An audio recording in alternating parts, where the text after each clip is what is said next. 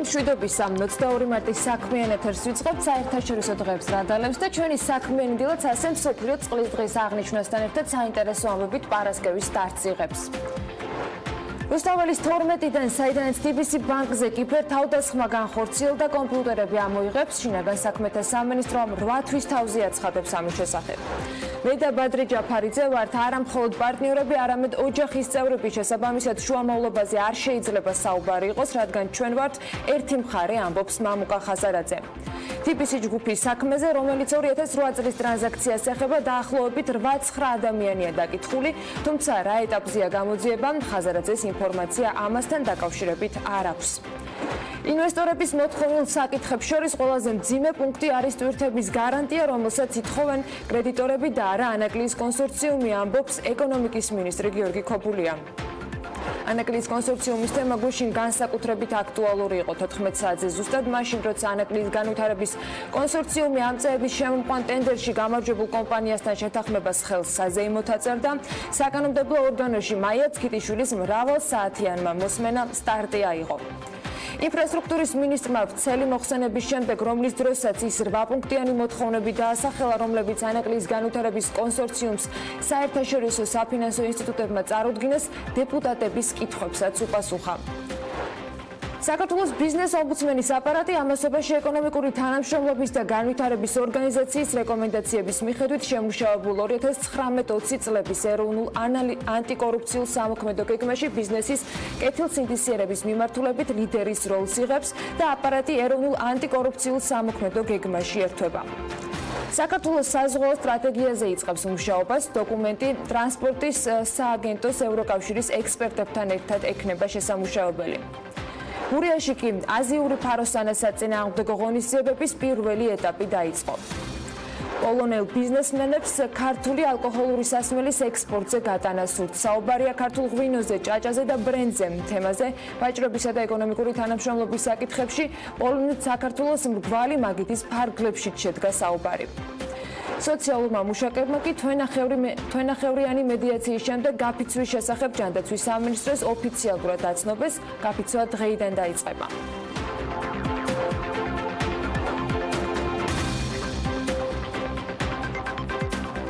დილამ მშვიდობისა, საამაყუან გასახარიანების არაფერი შემიძლია გითხრათ ჯერჯერობით, მაგრამ ეს არის შემთხვევა, როცა იუმორი გადაგვარჩენს. შვეიცარიული მედიის ინფორმაციით, ქალაქ პიან-სან ჯაკომოში საკუთარ აგარაკზე მისულ შვეიცარიელ მამაკაცს კოტეჯში მძინარე ქურდები დახვდა. ბრიტის ირონიის სცენარს ვიდრე წარმოიდგენდეთ და რომანტიულ დასასრულზე ან ეჭვიანობის სცენაზე ამბებს, უნდა მოვიკითხოთ და დავაზუსტოთ, რომ ეს მძინარე მამაკაცები უბრალოდ ქურდები იყვნენ. ქართველი ქურდები, რომლებიც როგორც ჩანს საქმის დროს ისე დაიღალნენ, რომ ჩაძინება იქვე გადაწყვიტეს. ქურდობისას შემოაღამდათ და რა იქნათ აბა. ჩვენი კოლეგები შვეიცარიიდან კი წერენ, რომ დაღლილი ქურდები გამოძინებასაც ახერხებენ და საქმის ბოლომდე მიყვანასაც ალბათ მარტივად შეძლებდნენ, რომ არა მეზობელი, რომელმაც საეჭვო პირების დანახვის შემდეგ სახლის მეპატრონეს მომხდარი შეატყობინა. მეპატრონისაც ყვარებია ძილით და კოტეჯში მხოლოდ დილით მივიდა, სადაც მძინარე ქურდები დაინახა. კარგ გამოძინებულ ქურდებს გაქცევაც უცდიათ, მაგრამ ეტყობა გამოფხიზლება კარგად არაცადეს და პოლიციამ ისინი დააგავა. მათ გაქცევას სცადეს, მაგრამ ვერ მოახერხეს. მთელი ეს ამბავი კი იმიტომ მოვყევი, რომ ძირის გუდა ქურდები ქართველები იყვნენ. ჩვენი 19 და 26 წლის თანამემამულეები, რომლებსაც ბრალი რამდენიმე სახლის გაქურდვის გამო სწორედ საზღვარგარეთ წაუყენეს. პარასკევია და მართალია ახლა ცოტა ძველი ამბები უნდა გავიხსენო, მაგრამ გუშინ გადავაწყდი რამდენიმე თვის წინანდელი ამბის ვიდეოსაც და გაზიარება გადავწყვიტე. თან ამბავი ისეთია სიმპტომატური, სრულიად რეალისტური და ვერც ვერავინ იტყვის, რომ ერთხელ შეეშალოთ და მერე რა მოხდაო. რუსეთში გასული წლის ბოლოს მაღალტექნოლოგიური რობოტი წარადგინეს. სახელით განსაკუთრებული აქვს ბორისი. და თავშივე გეტყვით, რომ ეს რობოტი უბრალოდ გადაცმული კაცი აღმოჩნდა. ეს უდიდესი მიღწევა ჯერ რუსეთში სახელმწიფოს მიერ დაფინანსებულ ღონისძიებაზე იყო წარდგენილი და უფრო ფართო საზოგადოების წინაშე რომ თავი მოეწონებინათ, ეს რობოტი ბორისი რუსული ტელეკომპანიის ეთერშიც გამოჩნდა, მას სიარული საუბრის და ცეკვის ფუნქცია ჰქონდა ერთდროულად შეთავსებული. თუმცა ბორისის გამოჩენიდან მალევე ჟურნალისტების უმრავლესობას გაუჩნდა ეჭვი. სოციალურ მედიაში გამოჩნდა ფოტოები, სადაც კოსტუმის მიღმა ამ ადამიანის კისერი იყო გამოჩენილი. რობოტი რეალურად აღმოჩნდა, რომ მამაკაცია, რომელსაც 250,000 რუბლი გადაუხადეს, უბრალოდ 250,000 რუბლიანი ღირებულების კოსტუმი ჩააცვეს და ამ კოსტუმს კიდე ალიოშა ერქვა. კოსტუმი კომპანიამ Show Robots-მა დაამზადა და მართალია ტექნოლოგიური ფორუმის ორგანიზატორებს, სადაც ბორისი გამოჩნდა, არ უთქვამთ, რომ ის რობოტი იყო, მაგრამ რუსულმა ტელეკომპანიამ ბორისი მაღალ ტექნოლოგიურ რობოტად წარმოადგინა და მის გამოჩენასთან ერთად სპეციალისტებს უამრავი კითხვაც გაუჩნდათ. მათ შორის, რატომ არ ჰქონდა რობოტს გარე სენსორები? ანუ უბრალოდ როგორ მოახერხეს რუსმა მეცნიერებმა, რომ ასე სწრაფად შექმნეს ბორისი, მაშინ როცა სამეცნიერო ჟურნალებში მასზე არაფერი იყო საერთოდ დაწერილი. რატომ კეთდებოდა რობოტის ცეკვის დროს ზედმეტი მოძრაობები და ასე შემდეგ. ანუ შეუსაბამო იყო რეალობასა და კითხვებიც ლოგიკურად გაჩნდა. კომპანიის ვებგვერდზე, რომელმაც რობოტი ალიოშას კოსტუმი დაამზადა, შეგვიძლია ვთქვათ, რომ ძალიან მალე გამოჩნდა ფოტოებიც დამადასტურებლად, რომ ეს იყო მხოლოდ კოსტუმი და არაფერი იყო შიგნით. და მათ თქვეს, რომ ნამდვილი რობოტი უბრალოდ ჯერჯერობით არ ყავთ. მოკლედ ასეთი ამბებია და ალიოშა იქნება ეს თუ სხვა, ჯერჯერობით მხოლოდ ერთ ნაწილს წარმოადგენს სიახლეებისა და მთელ მსოფლიოსაც ასე აოცებენ. არანაირი კავშირი არ აქვს რუსეთთან მეცნიერს, რომელსაც ახლა უნდა მოგიყვეთ, აქაც ქალების წახალისებით ცვის და ფაქტია ასეთი ამბავი გჭირდება მიუხედავად იმისა, რომ ამ დრომდე შინაგანად ცოტა ორმაგი განცდა მაქვს ხოლმე რეალურად, როცა ცალკე ქალების წახალისებას გამოვყოფთ, ან მათთვის სპეციალური პროგრამების შემუშავებაზე ხდება აქცენტის გაკეთება, მაგრამ ფაქტია, რომ ეს საჭიროა და ცხადია ეს არ ეხება მხოლოდ საქართველოს და სტერიოტიპებს, რომელიც ჩვენთანაც მათ შორის მყარად ფერს გადგმულია და თლად ვერ ვიტყვით, რომ ქართული ხასიათის ბრალი შეიძლება იყოს. ტეხასის უნივერსიტეტის პროფესორმა კარენ უბეკმა თქვა, რომ ის უბრალოდ რაღა თქვა ასეა, ის პირველი ქალია, რომელსაც აბელის 530,000 ფუნტიანი ჯილდო გადაეცა. უბეკმა პრიზი ისეთი მინიმალური ზედაპირების მქონე სტრუქტურების შესწავლისათვის დაიმსახურა, რომელიც მაგალითად არის საპნის ბუშტი. მისმა ნაშრომებმა მინიმალური ზედაპირების შესახებ ჩვენი ცოდნა მნიშვნელოვნად გაზარდა, ამბობს ამ დაჯილდოების კომიტეტის ხელმძღვანელი ჰანს მუნტკაასი. მინიმალური ზედაპირის მქონე სტრუქტურების კარგი ყოველდღიური მაგალითი, სწორედ როგორც გითხარით, საპნის ბუშტია და ბევრი ასეთი გვხდება დღის განმავლობაში, მათ შორის ჩვენ ცხოვრებისას. მათემატიკურად მანიპულირება და წარმოდგენა მეცნიერებს სხვადასხვა ფიზიკური მოვლენის, მაგალითად ელექტრონული ველების მოდელირებისა და შესწავლის საშუალებას აძლევს და ახალგაზრდა მათემატიკოსები მის ნაშრომებს კარგადაც იცნობენ. ისიც შეგვიძლია ვთქვათ, რომ ულენბეკი ამ სფეროთი დაინტერესებულ ახალგაზრდა გოგონებს მუდმივად ახალისებდა და თავად გახდა ამ გოგონებისათვის საბოლოო ჯამში მაგალითი. ეს ყველაფერი კი ფიზიკოსმა ჯიმ ალ ხალილმა გაგვიზიარა. იმედია უახლოეს მომავალში ჩვენებურ ამბებზეც გვექნება შესაძლებლობა, რომ ასეთი გამორჩეული სიახლეები გაგიზიაროთ ქალბატონებზეც და მამაკაცებზეც, რა თქმა უნდა, სხვათა შორის ასეთი ამბები ცვლიან მსოფლიოს და იმედი მაქვს, რომ ჩვენგანაც ბევრი იქნება საინტერესო სიახლე. სხვათა შორის საინტერესო ქალები ამ თანამედროვეობაში ნამდვილად არ გვაკლია და ამის დასტური უკვე შემიძლია რომ გაჩვენოთ. Forbes Women-იც იქნება, რომლის პირველი ნომერიც უკვე გაყიდვაშია და ძალიან საინტერესო ისტორიებს გვთავაზობს. ამავე ნომერში სხვათა შორის წაიკითხავთ ძალიან საინტერესო ანალიზს და ბოლო დღეების ძალიან აქტუალურ კითხვაზე პასუხების ძიებისათვის მნიშვნელოვან ინფორმაციასაც, რატომ აქვთ ქალებს კაცებზე ნაკლები ანაზღაურება. გაიცნობთ ქალებს, რომლებიც სოფლიოს წამყვანი ტექნოლოგიებიდან არიან და გაიცნობთ გამორჩეულ ადამიანებს, რომლებიც დიახ, სწორედ ამ ქვეყნის თანამედროვეობაში უმნიშვნელოვანეს საქმეს აკეთებენ. ნომერი 2 ყდით არის წარმოდგენილი. პირველზე არის cover story, პირველ გვერდზე ანასტასია ბენდუკიძე არის და ისტორია ძალიან დამაინტრიგებელი სათაურით შემოგთავაზა მისმა ავტორმა ამორ ფატი. რას ნიშნავს ამას არ გეტყვით, თავადაც წაიკითხავთ. მეორე ყდის გმირი, აი ესე შემიძლია გაჩვენოთ. არის მაია გოგიბერიძე, ისტორიით რომელმაც ის ხელოვნებიდან ბიზნესამდე მიიყვანა. მოკლედ შეიძლება ძალიან სუბიექტური, მაგრამ მაინც სრულიად ობიექტურად საინტერესო ამბები გელოდებათ მარტის Forbes Women-ის ნომერში, რომლის ერთ-ერთ რესპონდენტს ამავე ჟურნალის შემქმნელების დახმარებით საქმიანი დილის ჯგუფიც შეხვდა. დიახ, ეს თამუნა პაპავა, 28 წლის გოგონა საქართველოდან, რომელიც საკუთარ ისტორიას Amazon-ში წერს. ექსტრემალი თამუნა პაპავა Forbes Women-იდან საქმიან დილაში.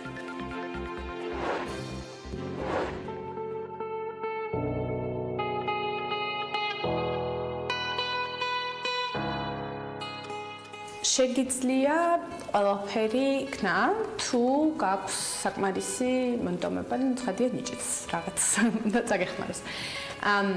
ამიტომ ჩემთვის ეს გზა იყო იმის მაჩვენებელი, რომ ვთქვათ, ვიღაც მილიარდერის შვილი, რომელიც ზის იმავე ოთახში, იმ ოთახში ჩვენ თანაბრები ვართ, თანასწორები ვართ. მიუხედავად იმისა, რომ მე არ ყოფილვარ მილიარდერების შვილი. მონდომება ძალიან ბევრ რაღაცას ნიშნავს.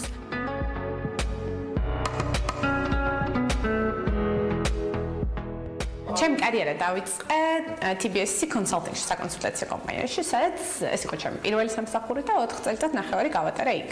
რაც იყო ძალიან კაი გამოცდილება, იმიტომ რომ საკონსულტაციო სფეროში რაღაც სულ სხვა ინდუსტრიაში მუშაობ. შემდეგ გადაწყვეტე, რომ გამეკეთებინა MBA, ანუ მაგისტრის ხარისხი ამერიკა ბიზნეს ადმინისტრაციის მიმართულებით. მაშინ კარგად დაემთხვა ის ფაქტი, რომ Fulbright-ის პროგრამამ გამოაცხადა MBA მიმართულებად საქართველოს ბანკმა დააფინანსა და ორი სტუდენტი წავედით ამერიკაში MBA-ზე. ბიზნესის მიმართულებით ვინც აკეთებს მაგისტრატურას, როგორც წესი, ყველა შუალედში პირველსა და მეორე კურსს შორის აკეთებენ ხოლმე რაღაც ტიპის სტაჟირებას და მე ეს უკვე დიდწილად განსაზღვრავს შემდგომ რა პერსპექტივა გექნება, რომ დასაქმდა უკვე სრულ განაკვეთზე. ჯერ კიდევ სექტემბერი იყო სრულად ახალდაწყებული მქონდა სწავლა, რომ მოვიდა Amazon-ი ჩვენთან კამპუსზე და გააკეთა პრეზენტაცია. და პირველ სიმართლე გითხრათ, რომ შევედი პრეზენტაციაზე, უბრალოდ Amazon-ია დიდი კომპანია, მოვუსმინოთ, რას გვეტყვიან. მაგრამ რამოდენიმე რაღაც მნიშვნელოვანი შეტყობინება გამოუშვეს, რამაც ჩემზე ესეთი გავლენა იქონია და შთაბეჭდილება მოახდინა. კერძოდ Amazon-ი ხაზს უსვამდა ძალიან, რომ ისინი არ მოელიან წინასწარ კონდეს განსაზღვრული რა გინდა აკეთო მომავალში, დაგეგმილი ამდენ წელიწადში ეს და ასე შემდეგ. არამედ უნდათ რაღაც ჭკვიანი ხალხი, რომელიც თვითონ გაიკვლევს თავის გზას. ასე მოხდა ჩემს შემთხვევაშიც პირველად სტაჟირების მანძილზე ვიყავი ლოჯისტიკის Amazon Logistics-ის კომპანიაში წარმოიდგინეთ, ვთქვათ, იქაური FedEx, თავისი Amazon-ის შიდა FedEx-ი რო წარმოიდგინოთ ასეთ ტიპის განყოფილებაში Amazon-ის, თუმცა რომ დავასრულე სტაჟირება უკვე შემომთავაზეს სრულ განაკვეთზე დაბრუნება, სწავლის დასრულების შემდეგ. კიდევ სხვა განყოფილებაში მოვხვდი ამ შემთხვევაში, ეს იყო customer service management, ანუ კლიენტებთან მომსახურების სფეროში მოღვაწეობა. მან დავყავი უკვე ამ სრულ განაკვეთიან სამსახურზე დაახლოებით წელიწადზე ცოტა მეტი. და შემდეგ ისე Fulbright-ის პროგრამის და ვიზის მოთხოვნებიდან გამომდინარე, უნდა დამეტოვებინა ამერიკა, რაც პრინციპში ესე ნელ-ნელა საქართველოსკენ ნაბიჯ-ნაბიჯ წამოსვლა ყოველთვის იყო ჩემი სურვილი მაინც და მხიბლავდა, რომ ნელ-ნელა ევროპისკენ წამომეღო, ასე ვთქვათ, გეზი. სექტემბერში გადმოვედი უკვე ლონდონის ოფისში, სრულიად სხვა გუნდში. ახლა უკვე მე მათი ნაწილი ვარ. კერძოდ გაყიდვების და მარკეტინგის ორგანიზაციაში ვარ მე. მე ვერ წარმომიდგენია, რომ საქართველოში არ დავბრუნდე. ეს ძალიან დიდი იმედი მაქვს, უბრალოდ აქ საქმე არის როდის და რა სახით, რას გავაკეთებ, ხო? ძალიან ჯერა, რომ საქართველოში დავბრუნდები და აქ რაღაც ჩემს სიტყვას უკვე აქ ვიტყვი.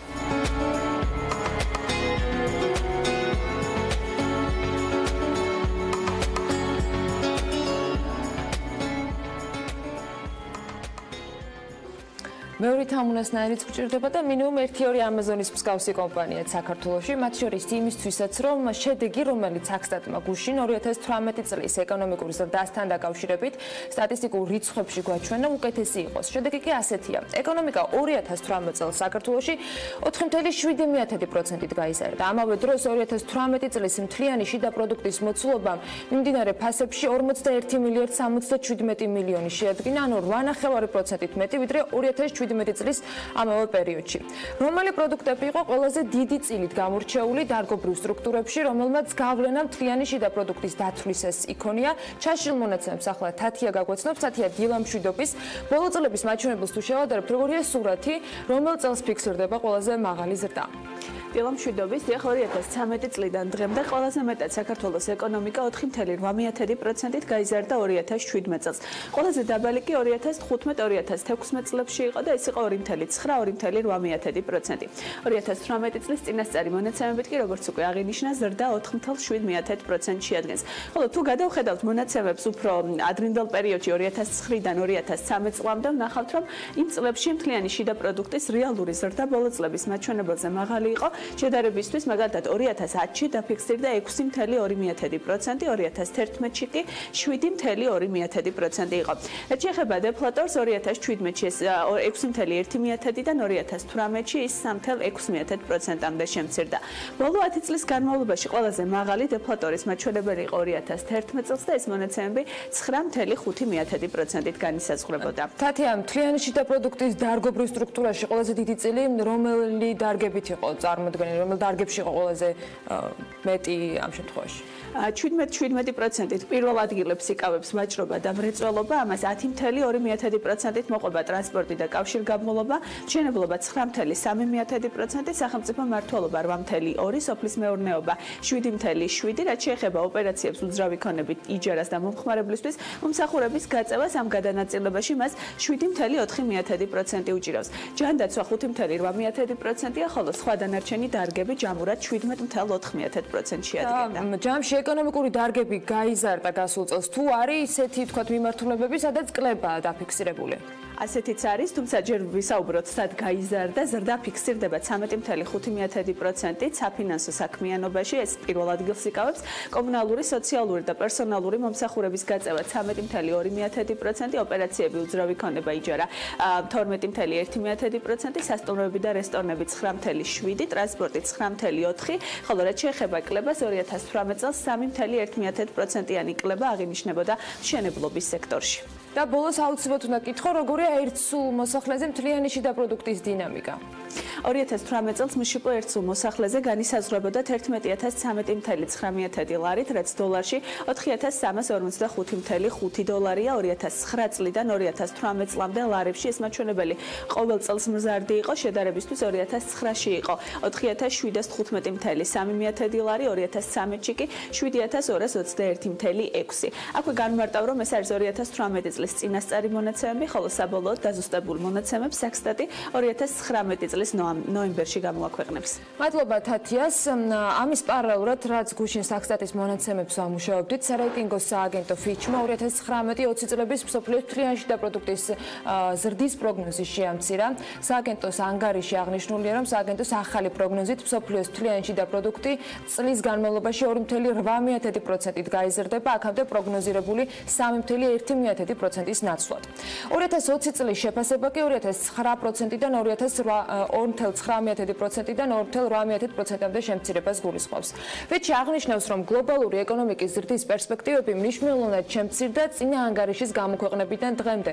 თუმცა, მიუხედავად საკმაოდ ცუდი პროგნოზისა, ჩვენ მაინც ვერ ვხედავთ რეცესიასთან მიახლოვებას, აღნიშნავს სააგენტო და მათი სპეციალისტების შეფასებითაც ყველაზე მკვეთრად გაუარესდა ევროზონის ეკონომიკის პერსპექტივები. ამასთან ზრდის შენელება ჩინეთში უფრო თვალშისაცემი გახდა, საკუთარ როლს თამაშობს ასევე ამერიკის შეერთებულ შტატებსა და ჩინეთს შორის სავაჭრო ურთიერთობებში ამ დრომდე არსებული დაძაბულობა.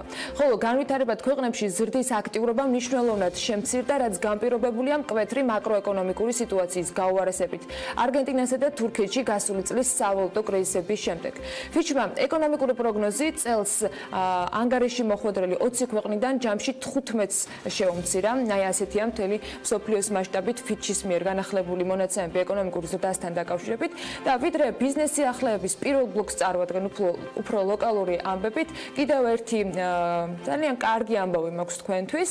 მოსალოდსიც საერთაშორისო სარეიტინგო კომპანია Chambers and Partners-მა ბიზნეს სამართლის მიმართულებით ქართული იურიდიული ფირმების და იურისტების 2019 წლის შეფასება გამოაქვეყნა და ბევრისთვის გვაქვს მილოცვა გასაგზავნი. მოკლედ, გლობალურ შეფასებაში ჯამში საქართველოში მოღვაწე 8 კომპანიაა მოხვედრილი. კომპანიები 3 ჯგუფშია გადანაწილებული.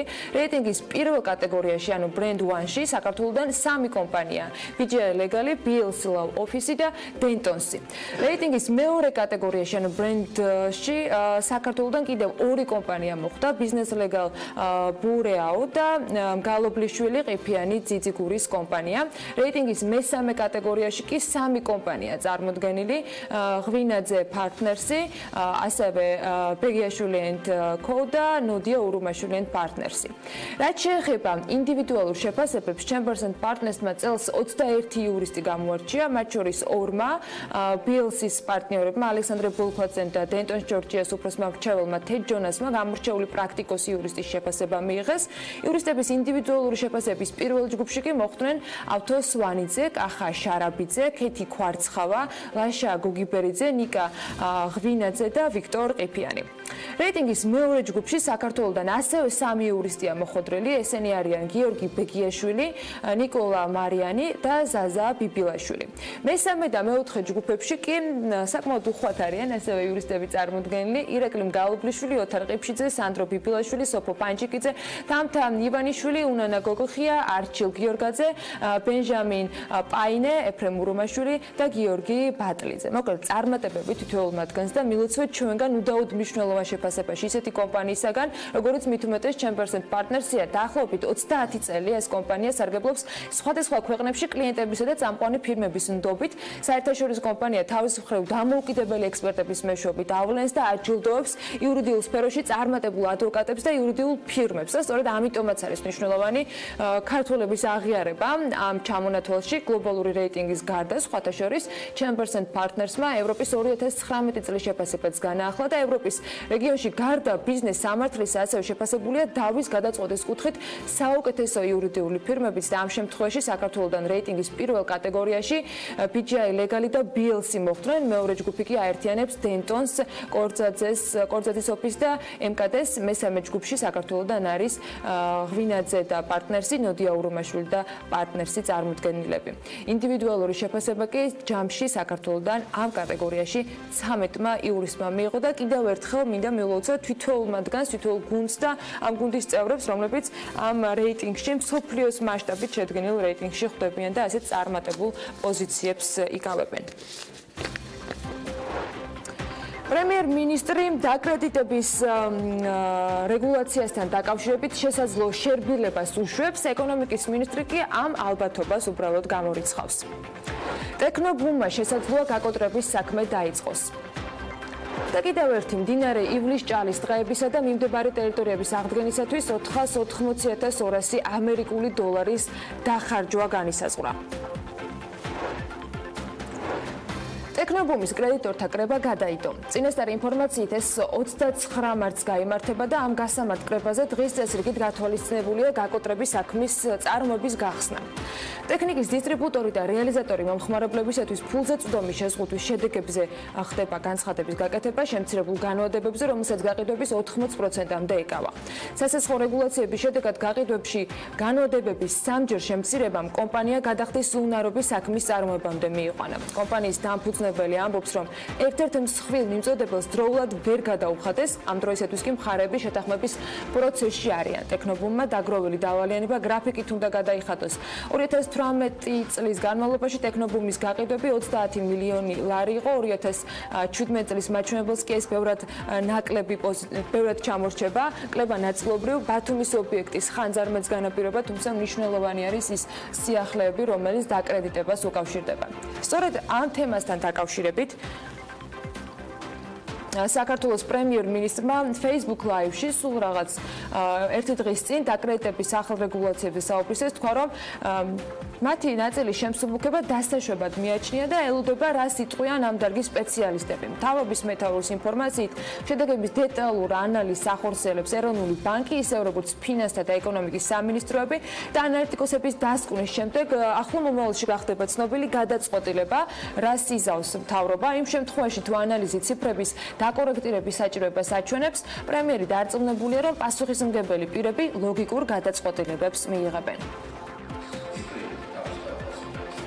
სამაგიეროდ განსხვავებული იყო ეკონომიკის მინისტრის პოზიცია. ჩვენ ამ მიმართულებას აბსოლუტურად მტკიცედ მივყვებით და არ ვაპირებთ აქედან გადახრას. ეს არის სწორედ გიორგი ქობულიას პოზიცია, რომელიც აღნიშნავს, რომ საბანკო რეგულაციები მოსახლეობის, განსაკუთრებით კი მოსახლეობის ღარიბი ნაწილის გაუაზრებელი საკრედიტო ვალდებულებებისაგან დაცვას ემსახურება და პასუხისმგებლია იმ დაკრედიტების შესაძლო შედეგები მთავრობას თავიდანვე გააზრებული ჰქონდა. ადრე ადამიანს პრაქტიკულად ყველა საბუთისა და გააზრებულობის გარეშე შეეძლო აეღო კრედიტი და იყიდა სამომხმარებლო ზოოტექნიკა. დღესდღეობით რა თქმა უნდა ამის საშუალება ნაკლები იქნება. ამით ჩვენ ვთვლით, რომ ვიცავთ ზუსტად მოსახლეობის იმ შრეებს, რომლებიც არაა შესაძლებელი და რომელთაც შეიძლება შემდგომში დიდი პრობლემები შეექმნათ იმასთან დაკავშირებით, რომ რაღაც მომენტში მოინდომეს ტექნიკის ყიდვა, ამბობს ქობულია.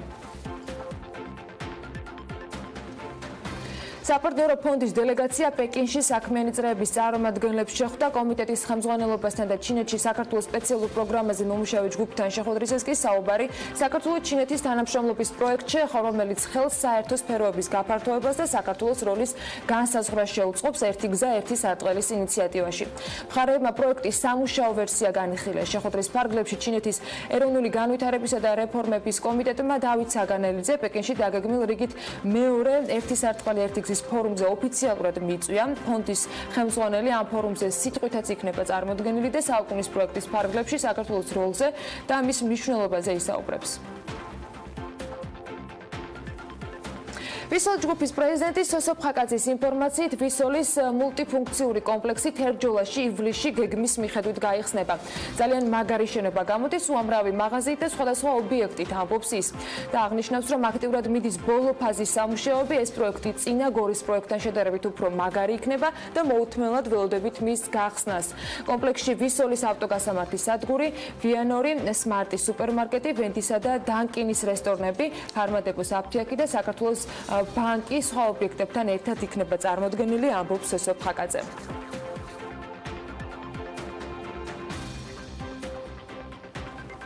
საქართველოში მალე ქართული სამედიცინო ტექსტილის პირველი საწარმო გაიხსნება. დოქტორ გუცი მომხმარებელს სამედიცინო სტერილურ და არასტერილურ პროდუქტს შესთავაზებს. დოქტორ გუცი ქირურგიული თეთრეულის ყველა კატეგორიის ნაკრებს საქართველოში დაამზადებს. კომპანიის მიზანია შესთავაზოს საქართველოში არსებულ სამედიცინო დაწესებულებებს უმაღლესი კლასის კონკრეტულ საჭიროებაზე მორგებული პროდუქტების, შეამციროს მათთვის მიწოდების და წარმოების ვადები, ასევე ფინანსური დანახარჯები და განავითაროს ადგილობრივი წარმოება. საწარმოში პირველ ეტაპზე 15 ადამიანია დასაქმებული. კომპანიის განვითარების გეგმის მიხედვით კი დასაქმებულთა რაოდენობა წლის ბოლომდე უნდა გაორმაგდეს.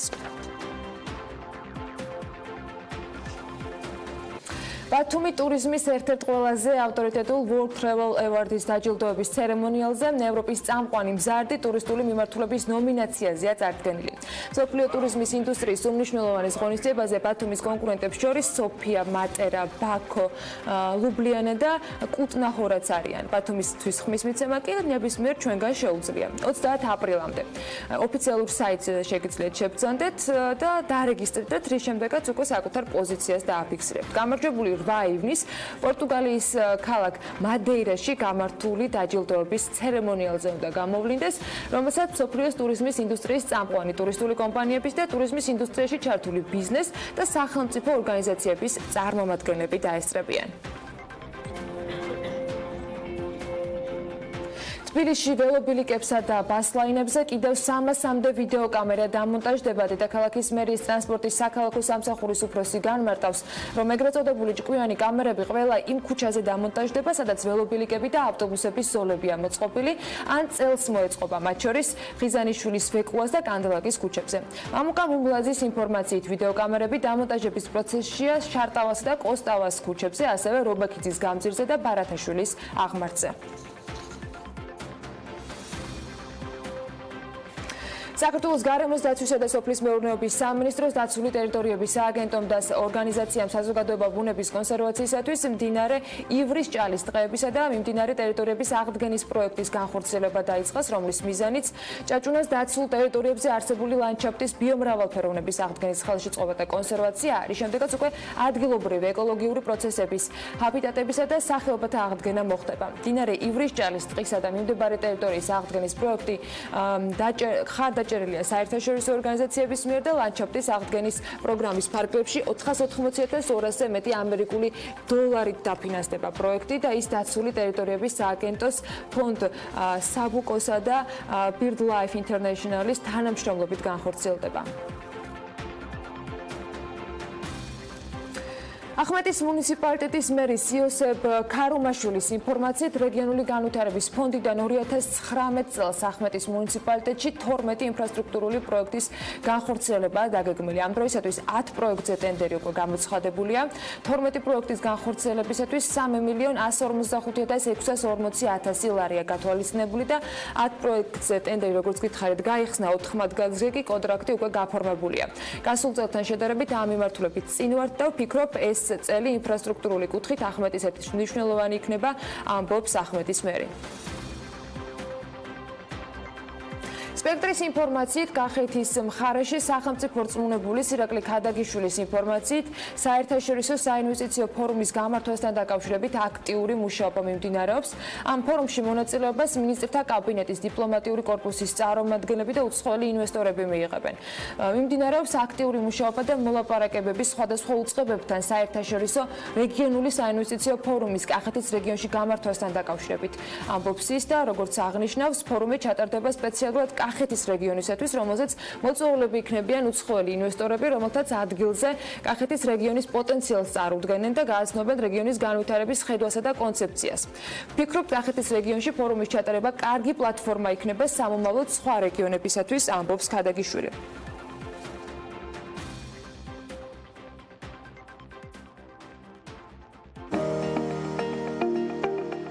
ამინდის პროგნოზის სპონსორია სადაზღვევო კომპანია უნისონი. თავისუფალი დაზღვევა თქვენი სიმშვიდისათვის. ახლა უკვე ამინდის დროა საქმიან დილაში. გარემოს ეროვნული სააგენტოს ინფორმაციით დღეს ამინდი საქართველოში განპირობებული იქნება შავი ზღვის ჩრდილო-დასავლეთიდან შემომავალი შედარებით ცივი და ნოტიო ჰაერის მასების, ასევე სამხრეთიდან გავრცელებული შედარებით თბილი ჰაერის მასების ურთიერთქმედებით. მოსალოდნელია დრო გამოშვებით ღრუბლიანობის მომატება დასავლეთ საქართველოს უმეტეს და აღმოსავლეთის ზოგიერთ რაიონში კი იწვიმებს, მაღალმთაში მოთოვს კიდეც. დასავლეთის მიმართულების ქარი იქროლებს ზოგან ძლიერადაც. სოხუმში წვიმა ნავარაუდები და მაქსიმალური ტემპერატურა 10 გრადუსი იქნება, იწვიმებს ბათუმშიც და აქ 11 გრადუსია ნავარაუდები, ქობულეთში 10 გრადუსამდე გათბება მხოლოდ ჰაერი და აქაც წვიმას ელოდებიან.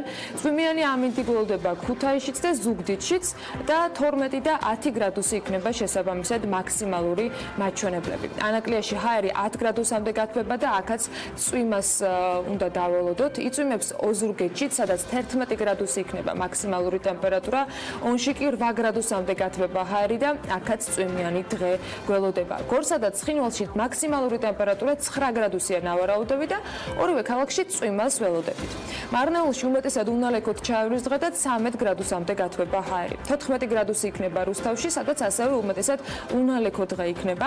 ახალციხეში კი 10 გრადუსი დაფიქსირდება. ბორჯომში 9 გრადუსია ნავარაუდები, ბაკურიანში 5 გრადუსი და ახალქალაქში მაქსიმალური ტემპერატურა 6 გრადუსი იქნება. სტეფანწმინდაში მთლად თოვლია, მოსალოდნელი 22 მარტს და 2 გრადუსი იქნება მაქსიმალური ტემპერატურა. თელავში კი უმეტესად უნალექო დღე იქნება დღის განმავლობაში და 12 გრადუსს მიაღწევს მაჩვენებელი. თბილისში დრო გამოშვებით ღრუბლიანობა მოიმატებს, უმეტესად უნალექოდ ჩაივრის დღე და იქროლებს დასავლეთის მიმართულების ქარი. თბილისზე და დრო გამოშვებით ეს ქარი გაძლიერდება კიდეც, მაქსიმუმ კი 10 გრადუსი დაფიქსირდება დღის განმავლობაში. აი ასეთი 22 მარტის დღე იქნება თითქმის მთელი საქართველოს მასშტაბით, ზოგან წვიმიანი, ზოგან თოვლიანი და ზოგანაც უბრალოდ ქარიანი, როგორც მაგალითად თბილისში. მაგრამ აუცილებლად იქნება ეს პარასკევით საქმიანი და ძალიან საინტერესო საქმიანები დატვირთული, რომელთა პირველ წარმომადგენელსაც რეკლამის შემდეგ უმასპინძლებთ.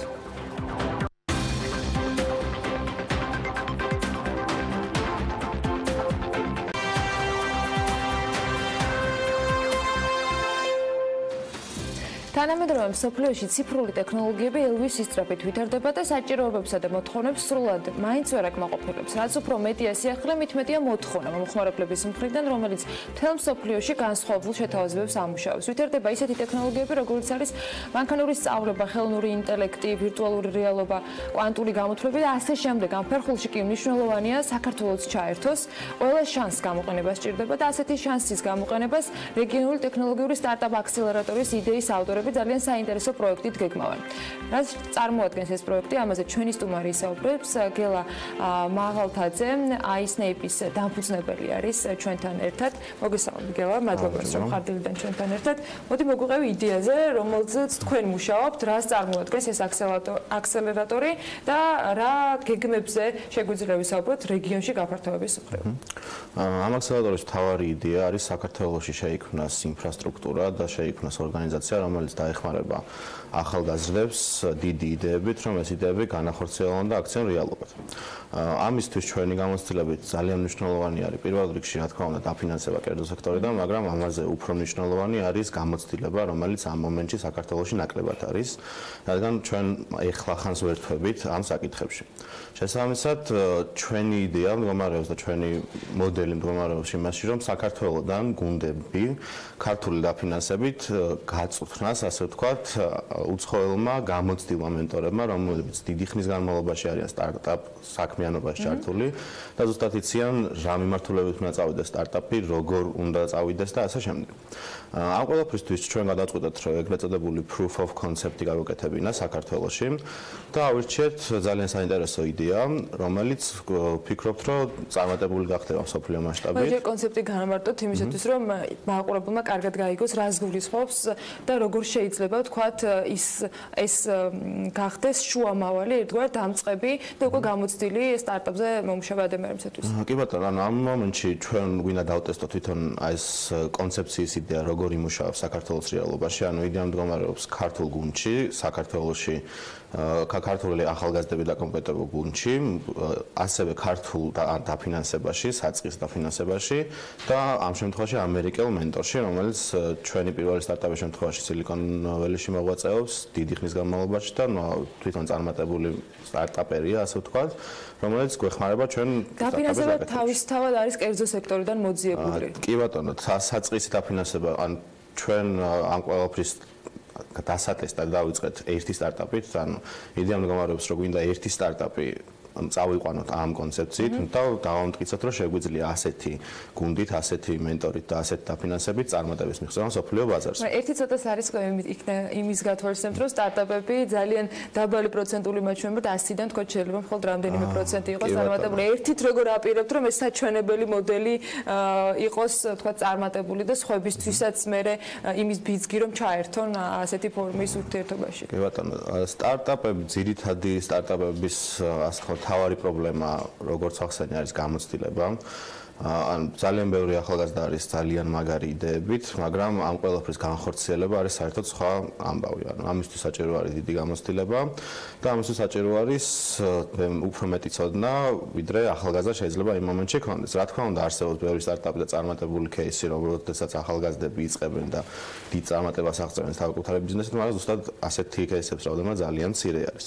ჩვენ ზუსტად ამ რისკების შემცირებას ვცდილობთ იმით, რომ ჩავრთოთ გამოცდილი ადამიანები და ასევე ჩვენი საწყისი იდეა საკმაოდ შესწავლილი იდეა, საკმაოდ მომზადებული ვართ ამ ყველაფრისთვის და ვიცით, რომ ჩვენი პროდუქტისთვის არსებობს საკმაოდ დიდი მარკეტი, საკმაოდ დიდი ბაზარი, რომელიც საჭიროებს ამ პროდუქტს. ანუ შერჩეული ყავთ ის ერთი, რომელიც იქნება რაღაცა წარმატების მაგალითი. და რა პრინციპებზე დაყრდნობით, ანუ თქვენ ხართ ამ გუნდის წევრები, ხართ განსაზღვრელი იმის, თქვა და როცა რამდენიმედან არჩევდით, რომ ეს სტარტაპი შეიძლება იყოს ის, რომელიც გაამართლებს და რომელიც მათ შორის თქვენი აქსელერატორისათვის გახდება ერთგვარი გზამკვლევი, რომ სხვა დანარჩენებმაც იგივე საშუალებები გამოიყენონ.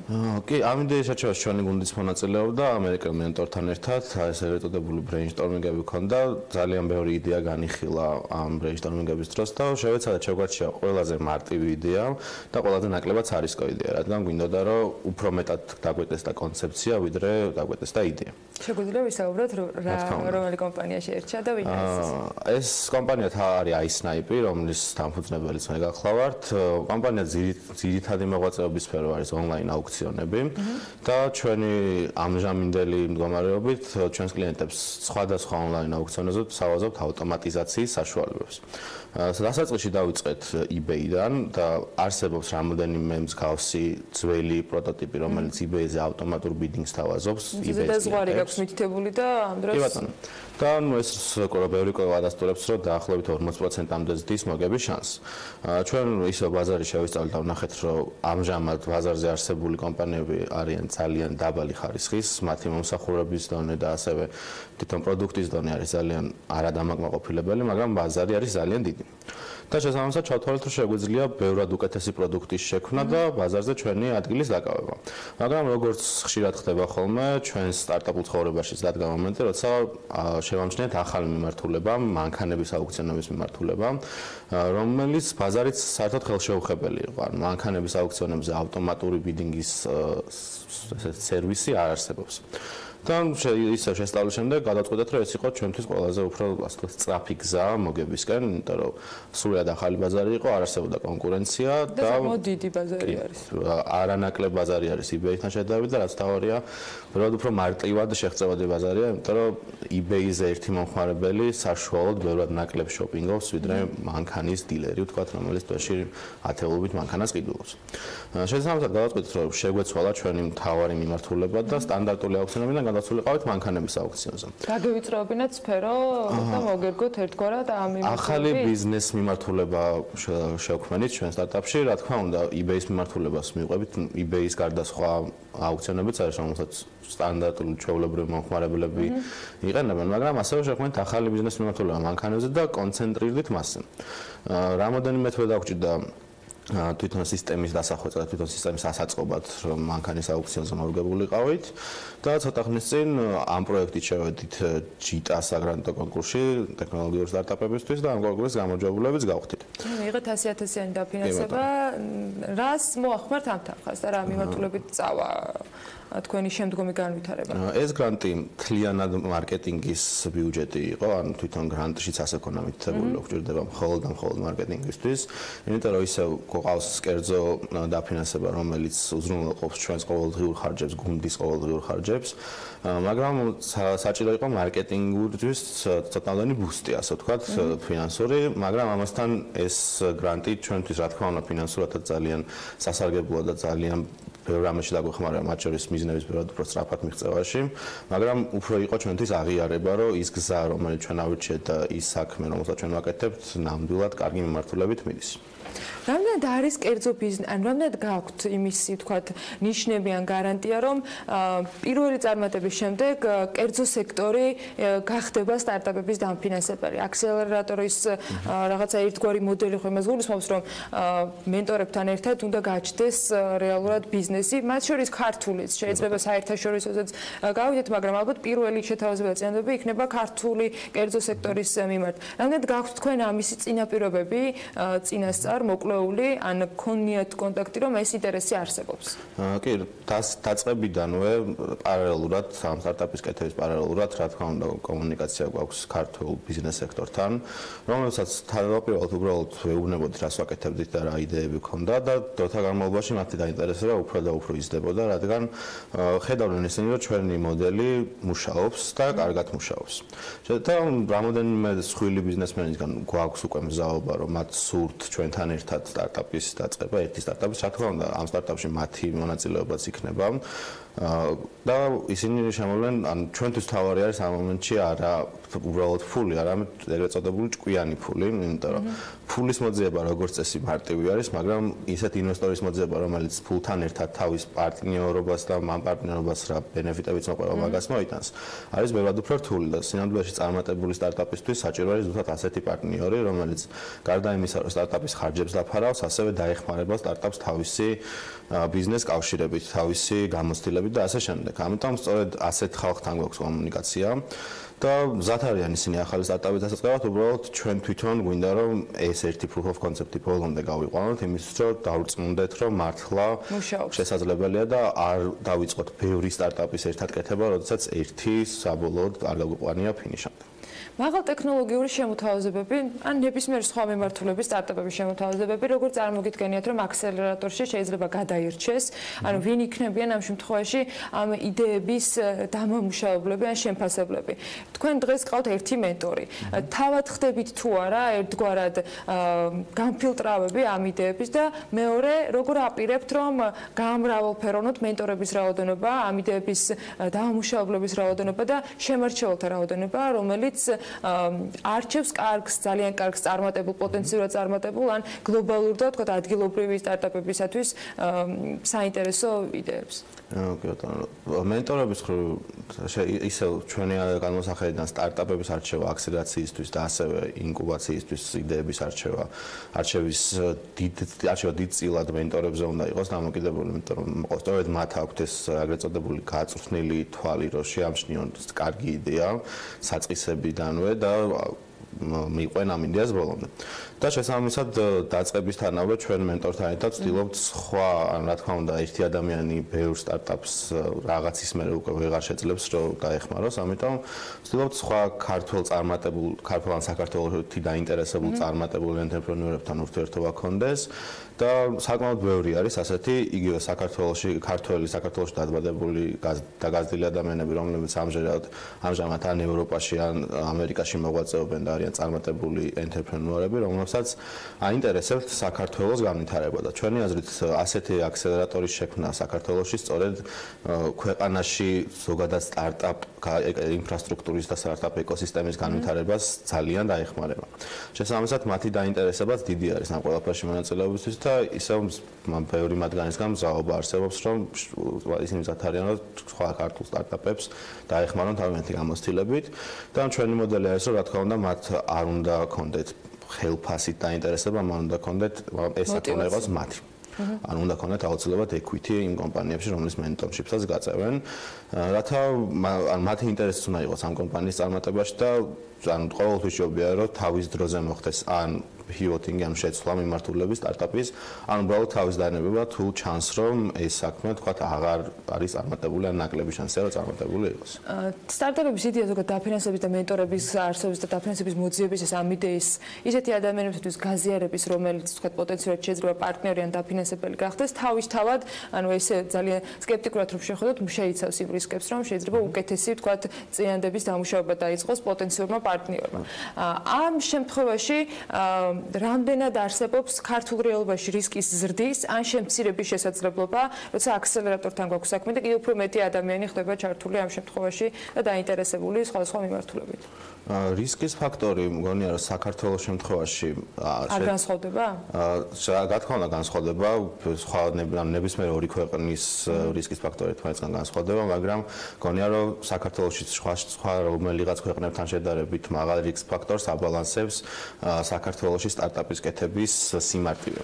ანუ გულისხმობ იმას, რომ რამდენიმეჯერ მაგალითად სილიკონ ველიში სტარტაპის გაკეთება დაახლოებით 10-ჯერ ან 15-ჯერ უფრო ძვირია ვიდრე თბილისში. მარტო მუშახელი რომ დავითვალოთ, თუნდაც მაგიტომ. თუნდაც სხვა ნებისმიერი ხარჯები ან ნებისმიერი. და ჩვენი განმოსახედიდან ჩვენი გამოცდილებით ხარისხის მხრივ შესაძლებელი არის ათობით გუნდის დაკომპლექტება, რომელიც არ ჩამოუვარდება წამყვან სტარტაპებს სხვა ქვეყნებიდან.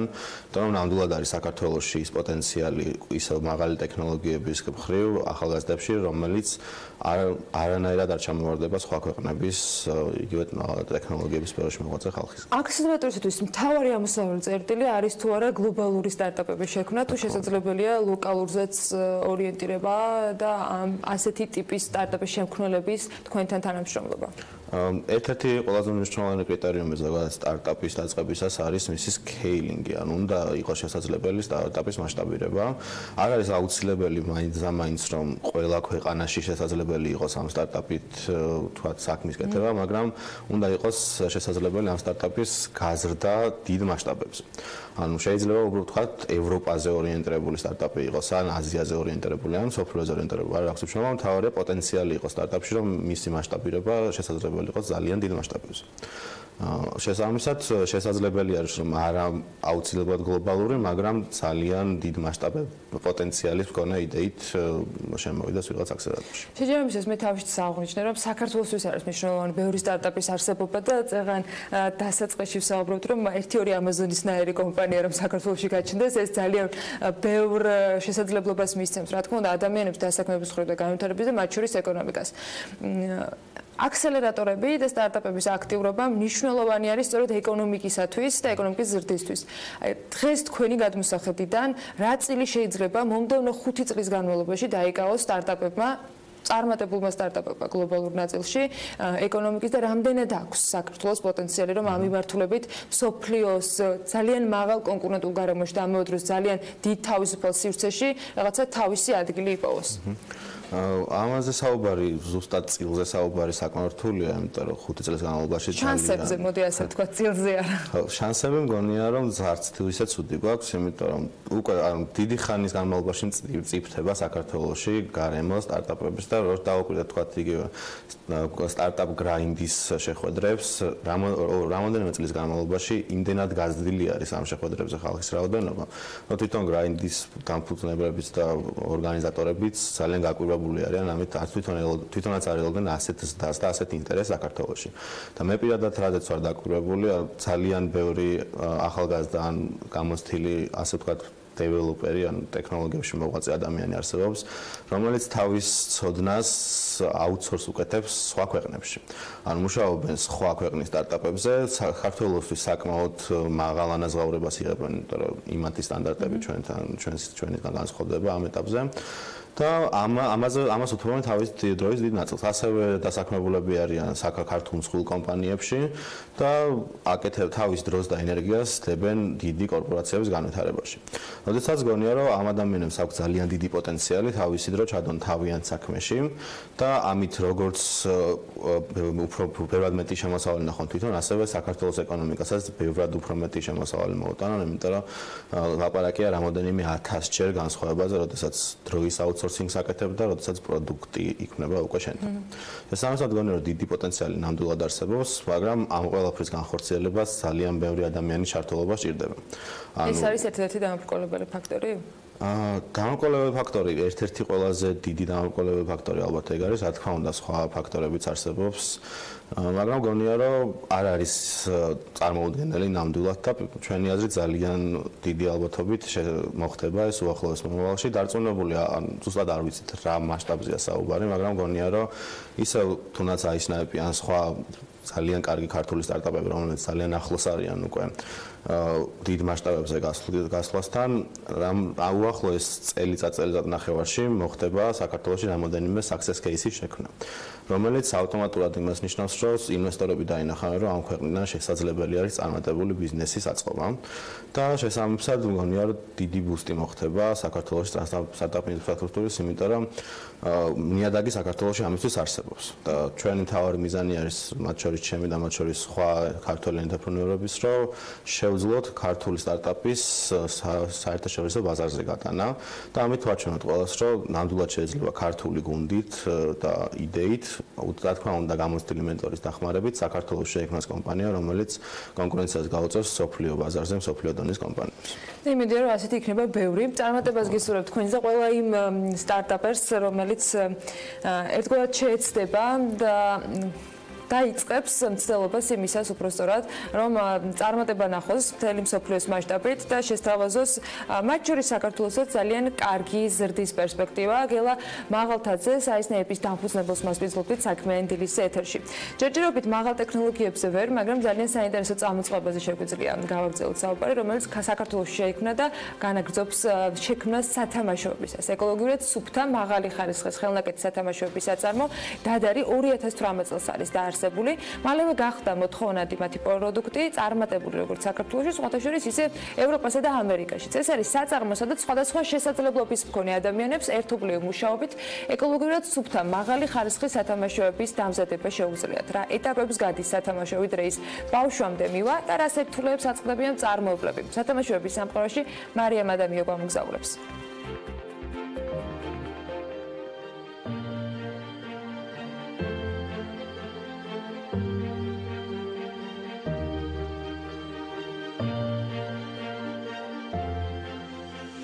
დაახლოებით 1 წელია რაც სოციალურ საწარმო დადარი არსებობს.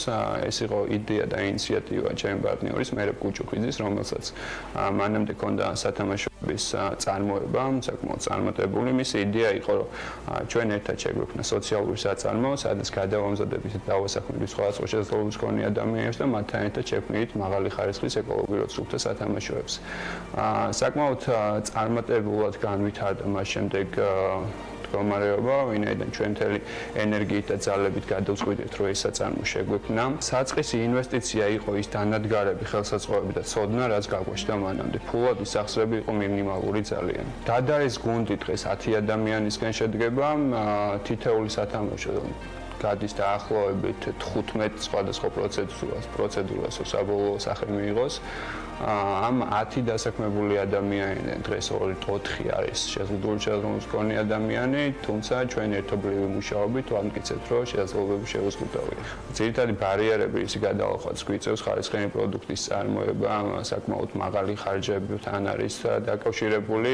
დღესდღეობით საქართველოს მოსახლეობას შესაძლებელია უჭირდეთ იმ ხარისხის და იმ ფასის პროდუქტის შეძენა, რაც ევროპელებისთვის და ევროპულ ბაზარზე საკმაოდ მისაღები და ხელმისაწვდომია. თუმცა ჩვენ ვცდილობთ, რომ გავაკეთოთ ახალი პროდუქტი, ახალი სათამაშოები, რომელიც იქნება ქართულ ბაზარზე მორგებული, მისი თვითღირებულება და სარეალიზაციო ფასი იქნება იმდენი, რამდენის გადახდის საშუალებაც იქნება ჩვენს მომხმარებელს. პირველი პარტნიორი და ძირითადი პარტნიორი ახლა ვინც ყავს გერმანიაში, რომელიც ეცის დახმარებით ტრიდის ჩვენს პროდუქტს. გარდა ამისა, დღესდღეობით უკვე გვაქვს მოლაპარაკებები რამოდენიმე ახალ მომავალ პარტნიორთან, რომლებთაც სურს ჩვენი პროდუქტი გაიტანონ ესტონეთში, იტალიაში, ასევე მოლაპარაკებები გვაქვს ერთ-ერთ უმსხვილეს ორგანიზაციასთან, რომელიც მსოფლიო ბაზარზე ერთ-ერთი პირველია სათამაშოების გაყიდვაში, მასთან გვაქვს მოლაპარაკებები, რომ რაღაც გარკვეული ნაწილი სათამაშოების ჩვენ ვაწარმოოთ საქართველოში. ეს ის საქმიანობა, რომელიც უნდა გიყვარდეს, რომ გააკეთო. აუცილებელია ამის სიყვარული და უნდა განიჭნებდეს იმ სიამოვნებას, რა სიამოვნებასაც ვიღებთ ჩვენ, როცა მუშაობთ ხის სათამაშოებზე. რა თქმა უნდა, რთულია, რა თქმა უნდა, მას სწავლა უნდა. არა მარტო ევროკავშირის ბაზარზე გასვლა, საქართველოს ბაზარზე ფეხის მოკიდებაც არ არის მარტივი. ამისთვის საჭიროა ძალიან ბევრი შრომა, ხარისხიანი პროდუქტის შექმნა, სურს რომ მოკლე მომავალში შევძლოთ და განვითარდეთ იმდენად, რომ უფრო მეტ ადამიანს მივცეთ შესაძლებლობა დასაქმების, გადამზადების და დასაქმების.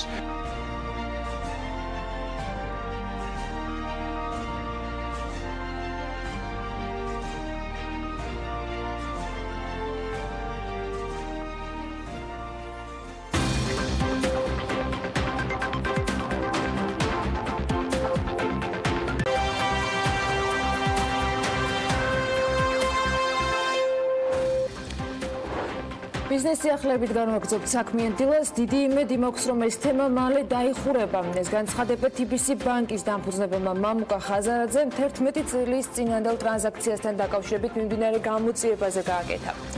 საქართველოს ვიცე-პრემიერმა მაია ცქიტიშვილმა პარლამენტის წინაშე დაასახელა 8 პუნქტიანი მოთხოვნები, რომელიც ანაკლიის განვითარების კონსორციუმს საერთაშორისო საფინანსო ინსტიტუტებმა წარუდგინეს. აგარის შაქარმა მუშაობაში აჩერა.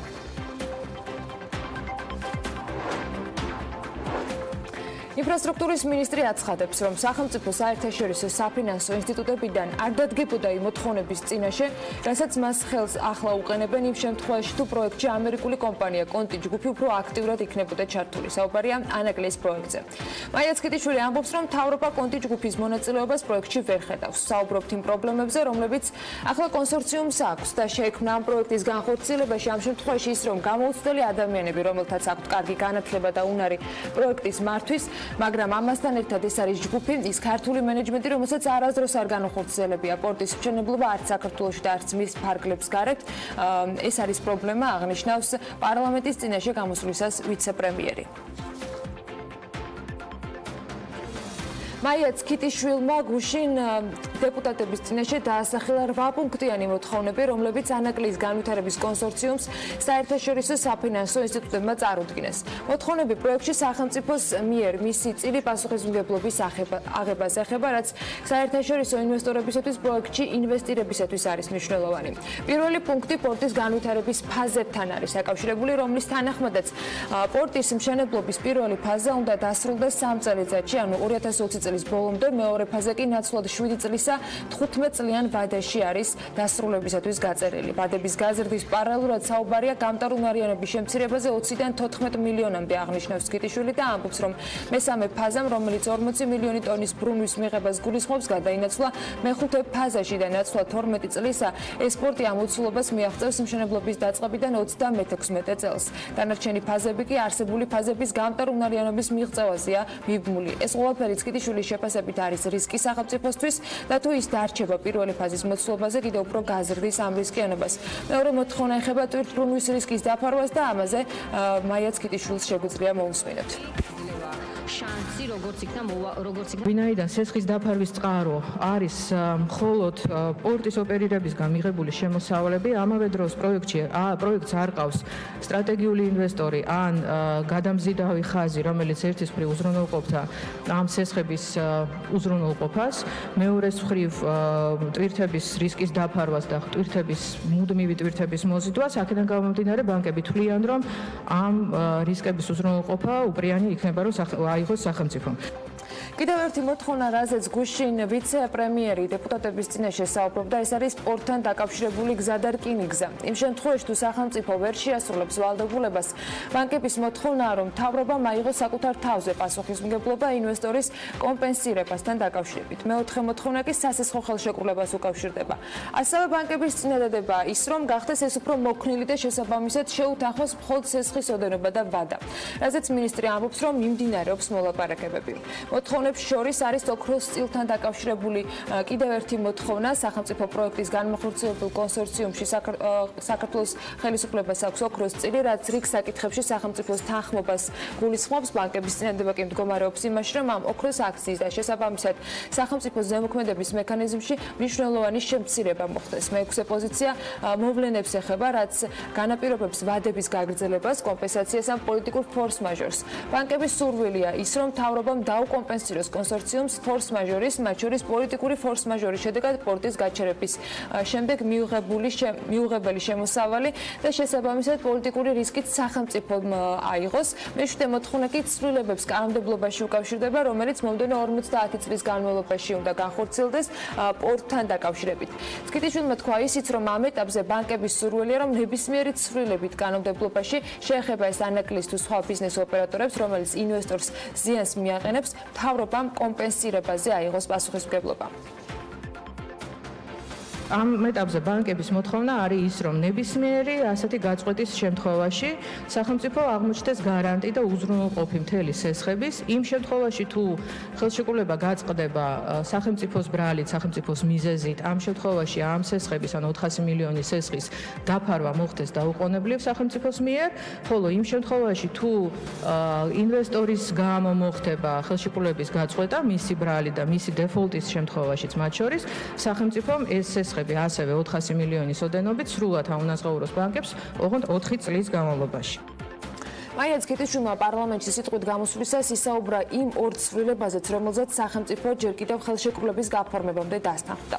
პირველი ცვლილება პროექტის გადავადების საკითხს ეხებოდა, ხოლო მეორე ცვლილებით მთავრობა 100 მილიონი დოლარის ოდენობით სუბორდინირებული სესხის გაცემაზეა დათანხმებული, რომელიც 400 მილიონი დოლარის ოდენობის ძირითადი სესხების დაფარვის შემდეგ უნდა დაიფაროს.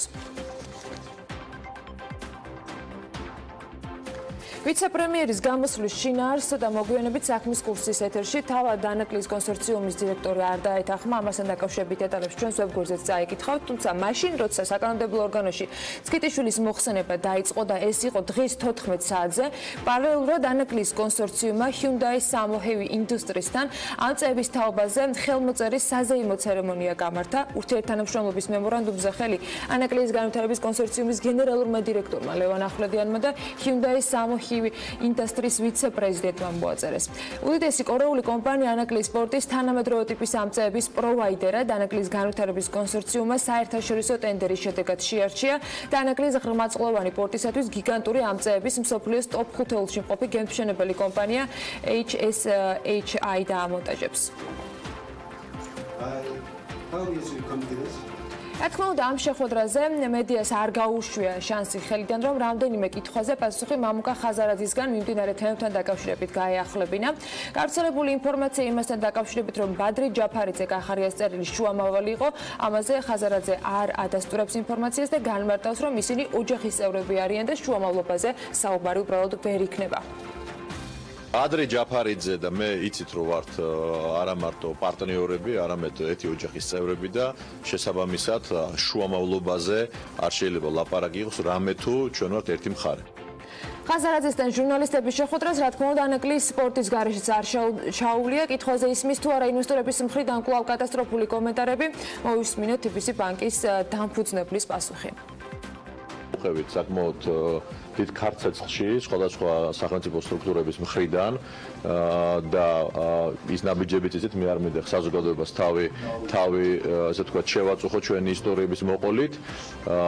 რაც შეეხება ანაკლიას, ძალიან ბევრი რამ არის დამოკიდებული იმაზე თუ როგორ მოილაპარაკებს სახელმწიფო ჩვენ დამფინანსებელ ბანკებთან. იცით რომ ჩვენ სამშენებლო ხას უსმევს, სამშენებლო პროცესი არ გაგვიჩერებია არც ერთი წამით, არც ერთი დღით და საათით სამშენებლო პროცესი პროექტის არ გადადებულა, გადაიდო ფინანსური ესე თქვა დახურვის საკითხი, რომელიც კიდევ ვიმეორებ დამოკიდებულია აი 8 პუნქტის შეთანხმებასთან და ფინანსური დახურვა ხელს არ უშლის მშენებლობის ასე თქვათ ვადის გადაწევას. თუ რა თქმა უნდა, უახლოეს თვეებში ეს საკითხი იქნება გადაწყვეტილი. აგარი შაქარმა მუშაობას შეაჩერა BMG-ის ინფორმაცია აგარი შაქრის გენერალურმა დირექტორმა დაუდასტურა ალხან ალიზადე ამბობს, რომ 1 მარტიდან ქარხნის მენეჯმენტის გადაწყვეტილებით 400-მდე თანამშრომელი გათავისუფლებულია. მეტ დეტალზე ახლა ვერ ვისაუბრებ, წარმოება გაჩერებულია, არ ვიცი როდის აღდგება, ამბობს ალიზადე. BMG დამატებით დეტალებს შეჯერებით არ ყვევს. შეგახსენებთ, რომ ბოლო წლების განმავლობაში აგარაში მდებარე შაქრის გადამამუშავებელმა ქარხანამ მუშაობა რამდენჯერმე შეაჩერა. პოლონელი ბიზნესმენებს ქართული ალკოჰოლური სასმელის ექსპორტზე გატანა სურთ, საუბარია ქართულ ღვინოზე, ჭაჭაზე და ბრენდზე. თემაზე ვაჭრობისა და ეკონომიკური თანამშრომლობის საკითხებში პოლონეთს საქართველოს მრგვალი მაგიდის ფარგლებში შედგა საუბარი. პოლონეთი ქართული ღვინის და ალკოჰოლური სასმელების სტრატეგიულ ბაზარს წარმოადგენს. წლის დასაწყისიდან ამ ქვეყანაში ღვინის ექსპორტი 42%-ით არის გაზრდილი. შეხვედრისას, რომელიც გუშინ გაიმართა, სტუმრობყოფმა ბიზნესმენებმა კიდევ ერთი საინტერესო წინადადება გააჟღერეს. ისინი დასაქმებას შესთავაზებენ ადამიანებს, რომლებიც გარკვეულ ხელსაქმეს ფლობენ, იქნება ეს ხეზე კვეთა, მეტალზე მუშაობა და ასე შემდეგ. ახლა კი განსაკუთრებით ფეხბურთის მოყვარულებისათვის სასიხარულო ამბავი გვაქვს და არა მხოლოდ პრინციპში. ფეხბურთის 2020 წლის ჩემპიონატისათვის Soccer Petroleum Georgia კრეატიულ კამპანიას იწყებს, რომლის ფარგლებშიც დედაქალაქში 11 ბენზინგასამართ სადგურზე ევროპის ჩემპიონატის მასპინძელი ქალაქების დიზაინი შეირჩევა. გამოჩნდება ამ ქვეყნების დროშებიც. რებრენდინგთან ერთად Soccer-ის მომხმარებლებს განახლებული ავტოგასამართის სადგურები შესთავაზებს სხვადასხვა აქციებსაც და ძალიან საინტერესო შეთავაზებებსაც. გულისხმობს ეს ყველაფერი, ამას ანუკა ჯოხაძე მოგვიყვება. ფეხბურთის ევროპის 2020 წლის ჩემპიონატის მატჩები UEFA-ს ორგანიზებით ფეხბურთის ისტორიაში პირველად სოფლიოს 12 სხვადასხვა ქვეყანაში ჩატარდება. ისეთ ქალაქებში, როგორებიცაა ამსტერდამი, ბაქო, ბილბაო, ბუქარესტი, ბუდაპეშტი, კოპენჰაგენი, დუბლინი, გლაზგო, ლონდონი, მიუნხენი, რომი და სანქტ-პეტერბურგი.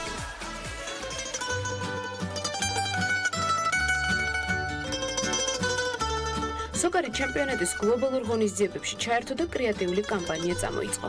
თბილისში 11 ავტოგასამართ სადგურს რებრენდინგი ჩაუტარდება. ეს პროცესი უკვე დაიწყო. პირველი ავტოგასამართი სადგური იტალიაში, კერძოდ ქალაქ რომში გამოგზაურებთ. სოკარის სათაო ოფისის მიმდებარედ სოკარ პეტროლიუმ ჯორჯიას დროშასთან ერთად იტალიის დროშაც აფრიალდა. ევროპის 2020 წლის ჩემპიონატის მასპინძელი 12-დან 11 ქალაქის დროშა სოკარის ავტოგასამართ სადგურებზე შეგხვდებათ. გარკვეული გარემოებების გათვალისწინებით სოკარი ერთ-ერთი მასპინძელი ქალაქის პეტერბურგის ქვეყნის, ანუ რუსეთის დროშას თავის ავტოგასამართ სადგურებზე არ განათავსებს.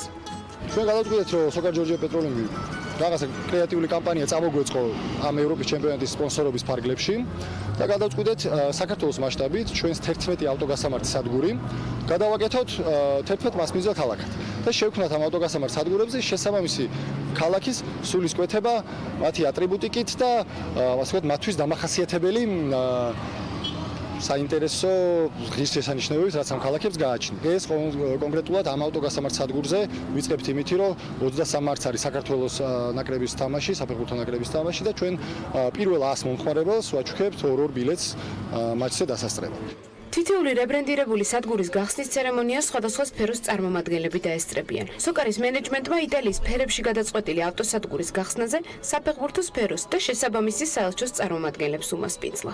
სოკარი არა მარტო ჩვენ ქვეყანაში, ანუ კონკრეტულად ჩვენ ფეხბურთის ფედერაციას გვაქვს ურთიერთობა და თანამშრომლობთ და ძალიან აქტიურად უჭერს ყოველთვის ფეხბურთს მხარს, მაგრამ ბოლო წლებია საერთაშორისო დონეზეც უკვე ძალიან აქტიური არის, რაც მისასალმებელია და ძალიან კაია, რომ ასეთი აქტიურობით და რაღაც თავისი ორიგინალობით გამოირჩევა. ძალიან სასიხარულო, რა თქმა უნდა, და სამაგალითოა სხვა კომპანიებისთვის, ალბათ მსგავსი რაღაცის გაკეთება, იმიტომ რომ კომპანია, რომელიც არაფრით არ ასოცირდება ფეხბურთთან, ამ შემთხვევაში გააკეთა ის მოიფიქრა ესეთი გზა, რომ ასოცირდებოდეს ფეხბურთთან და ეს, რა თქმა უნდა, ყველა დანარჩენისთვის იქნება ალბათ სამაგალითო. როგორც სოკარში აცხადებენ, ავტოგასამართის სადგურების რებრენდინგი ახალი ინიციატივის მხოლოდ ნაწილია. ავტოგასამართ სადგურებზე მომხმარებლებს სოკარის თანამშრომლები ანალოგიური დიზაინის უნიფორმებით დახვდებიან. ასევე რებრენდირებულ ავტოგასამართ სადგურებზე შესაბამისი ქალაქების სუვენირების მაღაზიები და მომსახურების დამატებითი ცენტრები გაიხსნება. 1993 წლიდან 22 მარტი წყლის საერთაშორისო დღე და მისი აღნიშვნა მიზნად წყლის რესურსების და ჩვენს ყოველდღიურ ცხოვრებაში წყლის მნიშვნელობის შესახებ საზოგადოების ინფორმირებას ისახავს. თუ როგორ შეიძლება წყლის დაზოგვა და სუფთა წყლის დალევა ჯანმრთელი ცხოვრებისათვის. ტრადიციულად წყლის საერთაშორისო დღეს აღნიშვნას ევროკავშირი საქართველოში უერთდება, სადაც სხვადასხვა აქტივობაც არის დაგეგმილი, რომელიც მჭიდრო კავშირშია ევროკავშირის წყლის ჩარჩო დირექტივასთან და მდგრადი განვითარების პრინციპებთან. რაც გეგმავს ევროკავშირი ამ მიმართულებით სტუმრები საუბრობენ სულ რამდენიმე წამში, თუმცა იქამდე მოკლე სტატისტიკა და ამბავი იმის შესახებ, რატომ არის მნიშვნელოვანი წყლის გაფრთხილება და იმედი არ არის საჭირო დეტალური ახსნა იმისა, რომ მათ შორის, როცა ისეთი წყალუხვი ქვეყნიდან ხარ, როგორც საქართველო, მდინარეებიდან წყალი პირდაპირ ონკანებამდე და ჩვენ შჭიქებამდე თავისით არ მოდის და ამისთვის ძალიან დიდი რესურსია საჭირო. არადა ზოგიერთ ცოცხალ ორგანიზმში წყლის შემცველობა 90%-ზე მეტია. ადამიანის ორგანიზმი კი 60%-ამდე წყალს შეიცავს. ყოველდღიურად ნებისმიერმა ჩვენგანმა, როგორც სასმელის, ასევე საკვების სახით უნდა მიიღოს დაახლოებით 2 ლიტრ-ნახევარი წყალი. მსოფლიოში ყველაზე ძვირადღირებული წყალი სხვათაშორის ლოს-ანჯელესშია. წარმოებლები ბალანსირებული გემოს ძვირფას სითხეს ასხამენ სვაროვსკის თვლებით მოპირკეთებულ ბოთლში და ასეთი წყლის ღირებულება $90 1 ლიტრზე. უფრო მეტად ალბათ სწორედ ამ ჭურჭელის ვიდრე წყლის, მაგრამ წყალი საკმაოდ ძვირი სიამოვნება. სოფიკო ახობაძე, რეგიონული გარემოს დაცვითი ცენტრის აღმასრულებელი დირექტორი და ზურაბ ჯინჭარაძე, ევროკავშირის EU+ East პროექტის წარმომადგენელი საქართველოს შემოგვიერთდნენ საქმიანობის ეთერში. მოგესალმებით, მადლობა იმისთვის, რომ ხართ ჩვენთან ერთად. მსოფლიოს ჩვენც BMG ამ ფორმით შევუერთდებით წყლის დღის აღნიშვნასთან დაკავშირებით, თუმცა მაინც მიუხედავად იმისა, რომ თქვი რომ ალბათ საჭირო არ არის თქო, მაინც მინდა რომ დავიწყოთ განმარტებით, რატომ არის მნიშვნელოვანი წყლის მოფრთხილება, რა როლი აქვს ამ ყველაფერში ევროკავშირის დირექტივებს საქართველოს შემთხვევაში, რა პროექტებით ხარ წარმოდგენილი და რა მნიშვნელობა აქვს თითოეული ადამიანის ზრუნვას იმაზე, რომ წყალს მოვუფრთხილდეთ და არ ვიყოთ მხოლოდ იმის იმით, რომ საქართველოს უხწყლიანი და უხმდინარიანი ქვეყანაა. მოგესალმებით, მივესალმებით თქვენს მაყურებელს და ულოცავთ დღევანდელ დღეს. დღეს არის წყლის საერთაშორისო დღე, მსოფლიოში აღნიშნება და გვინდა აღნიშნოთ, რომ წყალი არ არის მხოლოდ სასმელი მნიშვნელობის მაღალი ხარისხის, არამედ წყალი როგორც ეკოსისტემა არის მნიშვნელოვანი ნებისმიერ სფეროში. წყალი მნიშვნელოვანი არის გარემოსთვის, წყალი მნიშვნელოვანი არის ჯანმრთელობისთვის, ენერგეტიკისთვის, სოფლის მეურნეობისთვის და ასე შემდეგ. ანუ აქვს ძალიან დიდი მნიშვნელობა და მის დაცვას, მისი ესე იგი მაღალი ხარისხის გონას არა მხოლოდ ჩვენს ონკანებში, არამედ ჩვენს დინარეებში, ჩვენს ტბებში საცოცხლოდ მნიშვნელოვანი არის. ესე იგი მე წარმოვადგენ პროექტს, რომელიცაც აფინანსებს ევროკავშირის წყლის ინიციატივა პლუს ასეთი სახელწოდებით. პროექტი ხორციელდება 2016 წლიდან და ეს მიმდინარეობს 6 ქვეყანაში, აღმოსავლეთ პარტნიორების 6 ქვეყანაში, მათ შორის საქართველოში და ამიერკავკასიის 3 ქვეყანაში. თუმცა ეს არ არის პირველი ევროკავშირის მიერ დაფინანსებული პროექტი. ამდაგვარი პროექტები იყო 2016 წლიდან, 2017 რას მოიცავს ეს პროექტები? ანუ შეიძლება ეს შტაბ-ეტლება მაყურებელს არ შეექმნას სრულად, როცა უბრალოდ პროექტებზე ვსაუბრობთ, ანუ რას გულისხმობს, რა საჭიროება დგას, რომ თქვათ იგივე ევროკავშირი ჩაერთოს წყლის რესურსების თქვათ შენახვაში, სუფთად შენახვაში, მოვლაში და ასე შემდეგ. რა ფორმით შეიძლება რომ დაგვეხმაროს ევროკავშირი, რა ფორმით გვეხმარება? პირველ რიგში ეს არის ევროკავშირის და თანამედროვე მსოფლიოს სტანდარტებზე გადაყვანა ამ ქვეყნების.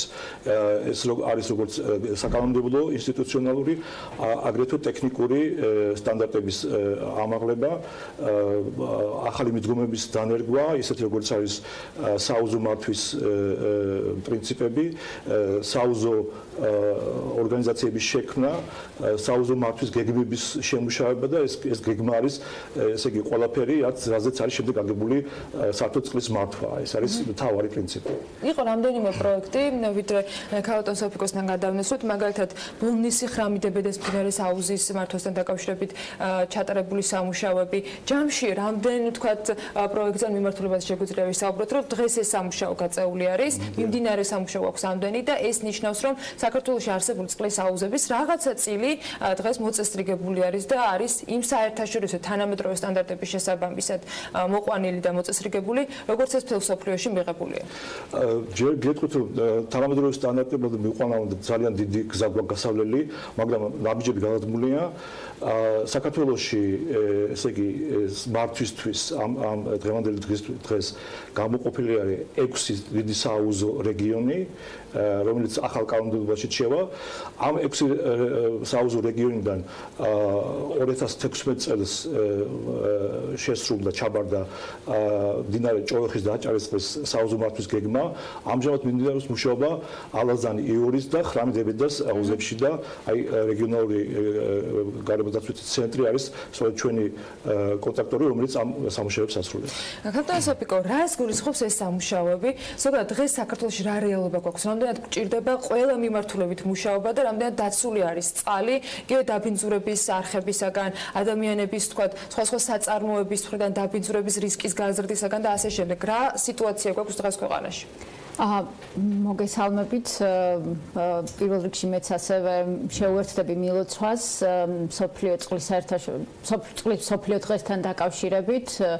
საქართველოს რა თქმა უნდა ძალიან მდიდარია წყლის რესურსებით, თუმცა მოგეხსენებათ, რომ მისი გადანაწილება არ არის თანაბარი.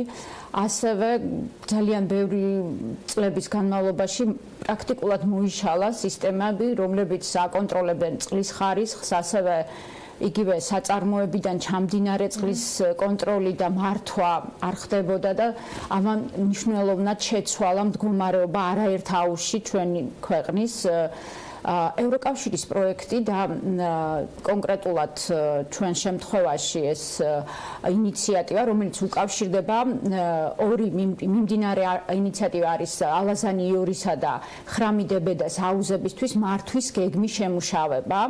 რას ნიშნავს ეს, რატომ ვაკეთებთ ამას და რა სარგებლოს მოუტანს ეს ქვეყანას? პირველ რიგში ეს არის ჩვენი ქვეყნის ვალდებულება არის, რომელიც ჩვენ ვიკისრეთ ევროკავშირთან დაახლოების მიმართულებით.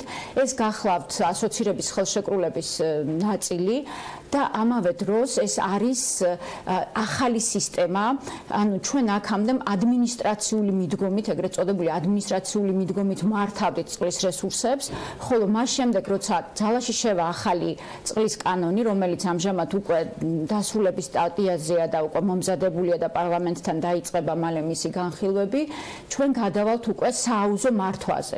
რა არის სააუზო მართვის განსხვავება? პირველ რიგში განსხვავება იმაში მდგომარეობს, რომ ჩვენ ამ ორივე აუზის შემთხვევაში, როცა ვამზადებთ აუზის მართვებს, უნდა განსაზღვროთ არსებული წყლის ობიექტების, ეგრეთ წოდებული მდგომარეობა, რისკი, რამდენად რისკის ქვეშ არიან ეს წყლის ობიექტები, ცალკეულ ხმება რისკში ამ შემთხვევაში და მხოლოდ დაბინძურება თუ შესაძლო წყაროს საერთოდ გაქრობა. წყლის ჩარჩო დირექტივიდან გამომდინარე ხდება ეს ყველაფერი და იქ რა თქმა უნდა ყველაზე მთავარი არის წყლის ხარისხი.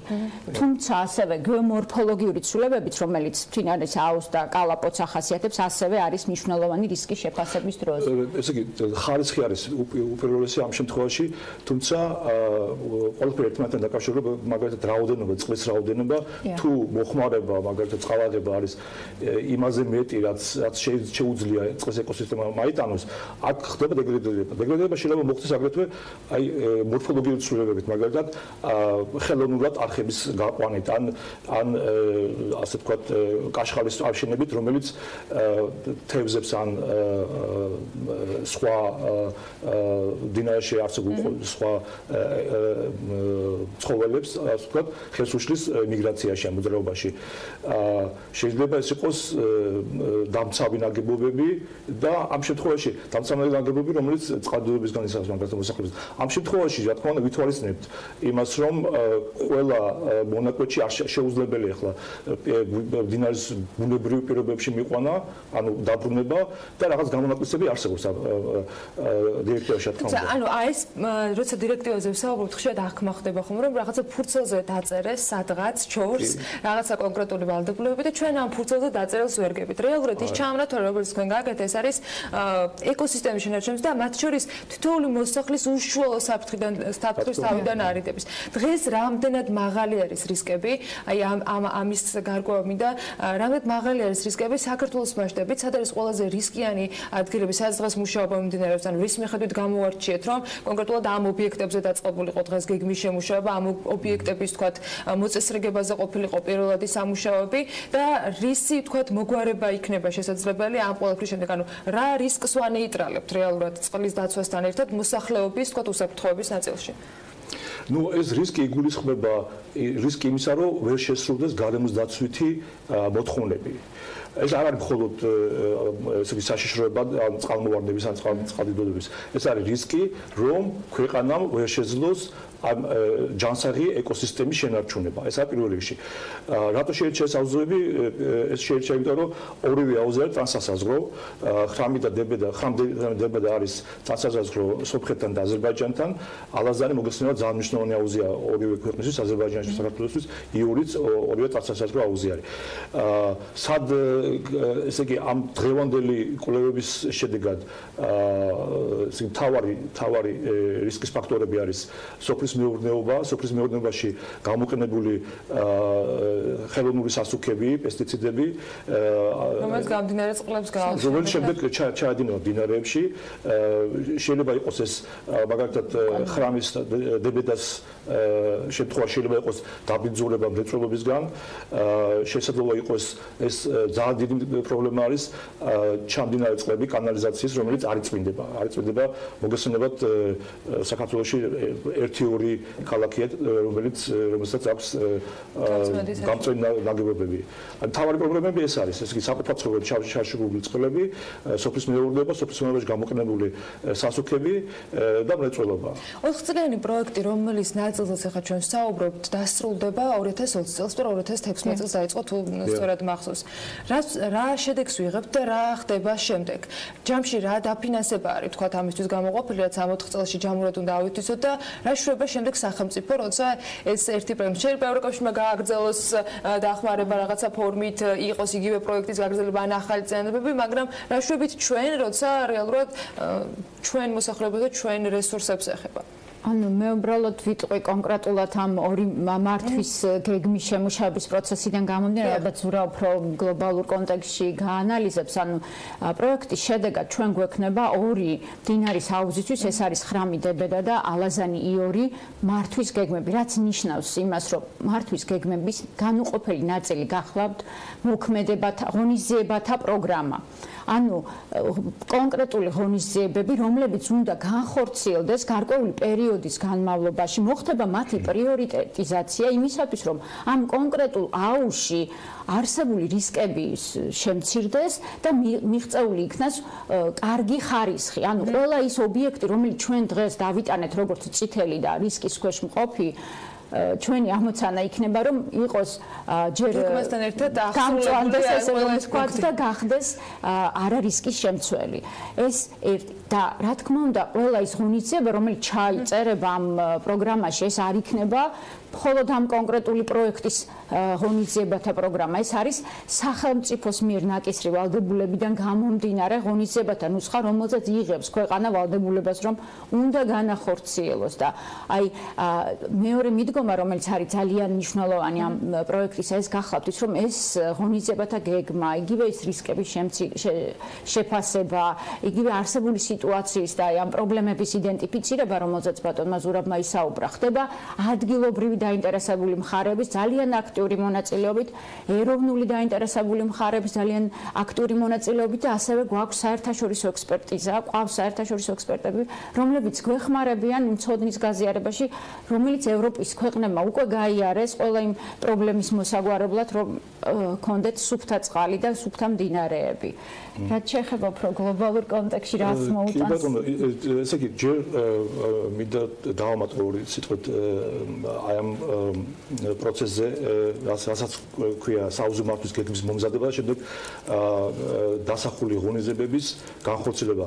ალბათ დაგხვდეს შტაბის წლება, რომ ეს ხდება 4 წელიწადში, ან 5 წელიწადში. არც ერთ ქვეყანაში. ამიტომ დავსვით, რომ 4 წლის მერე დახტევთ, რომ წარმოუდგენელია ასეთი მასშტაბური პროექტი იყოს 4 წელზე გათვლილი, ხოლმე რომ ყველაფერი მოწესრიგდა და ეხლა ყველაფერი აწყობილია. ეს არ ხდება არც ჩვენ და არც ევროპის არც ერთ ქვეყანაში. ესე იგი ეს საუზო მართვის გეგმის შემუშავება და შემდეგ განხორციელება გრძელდება გარკვეული ციკლების განმავლობაში. მაგალითად ევროპის ჩარჩო დირექტივის მიხედვით ეს არის 6 წლიანი ციკლი, რომელიც 5 ან 30 წლის განმავლობაში ხორციელდება.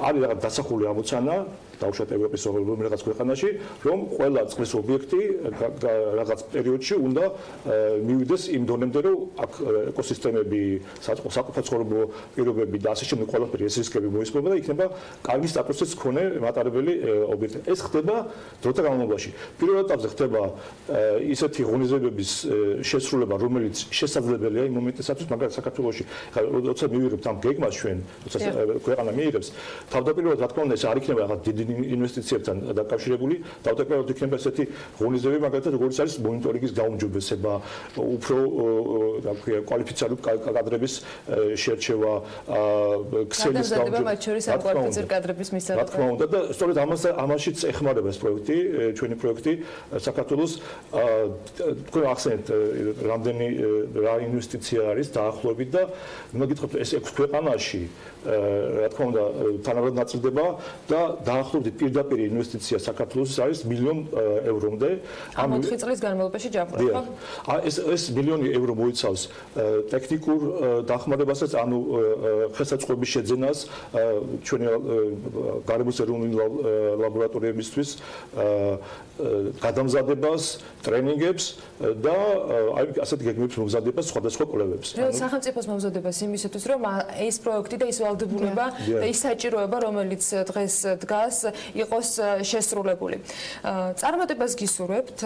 ეს პროექტი, რომელზეც ახალსავთ, ის 6 ქვეყანას სპეციალად ამოვიწერეთ დღევანდელი ეთერისათვის: სომხეთი, აზერბაიჯანი, ბელარუსი, საქართველო, მოლდოვა და უკრაინა. სწორედ ამას უკავშირდება და პროექტი, რომელზეც ახალსავთ, 2016 წელს არის დაწყებული ევროკავშირის დახმარებით 4 წლის განმავლობაში, სწორედ ამ მიმართულებით წყლის ხარისხის გასაუმჯობესებლად და თითოეული ადამიანის უსაფრთხოების დაცვისთვის, ეკოსისტემის სისტემის შენარჩუნებისთვის არის გათვლილი. წარმატებას გისურვებთ თქვენ თითოეული ადამიანის სასარგებლოდ, მათ შორის და რა თქმა უნდა მთელი ქვეყნისთვის საინტერესო და მნიშვნელოვანი გეგმის და პროექტის განხორციელებაში. მას მისვლობთ სოფიკო ახობაძეს, რეგიონული გარემოსდაცვის ცენტრის აღმასრულებელ დირექტორს და ზურაბ ჯინჭარაძეს, ევროკავშირის EU+ის პროექტის წარმომადგენელს საქართველოში. მათ ვიდრე გავაცელებთ ჩვენს მაყურებელს ახლა ძელვადიანი ამეთის პროგნოზს და სარეკლამო ბლოკის პაუზას ვუტოვებთ. რეკლამის შემდეგ კი დაგებრუნდებით ბექა ბაციკაძესთან ერთად. ამინდის პროგნოზის სპონსორია სადაზღვევო კომპანია უნისონი. თავისუფალი დაზღვევა თქვენი სიმშვიდისათვის.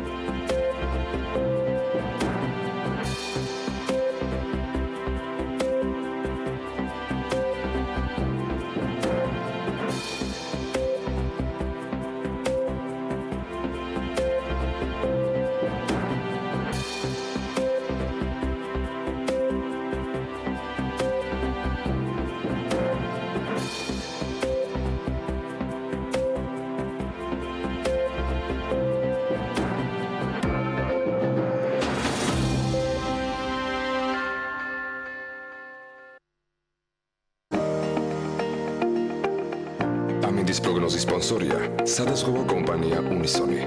თავისუფალი დაზღვევა თქვენი სიმშვიდისათვის.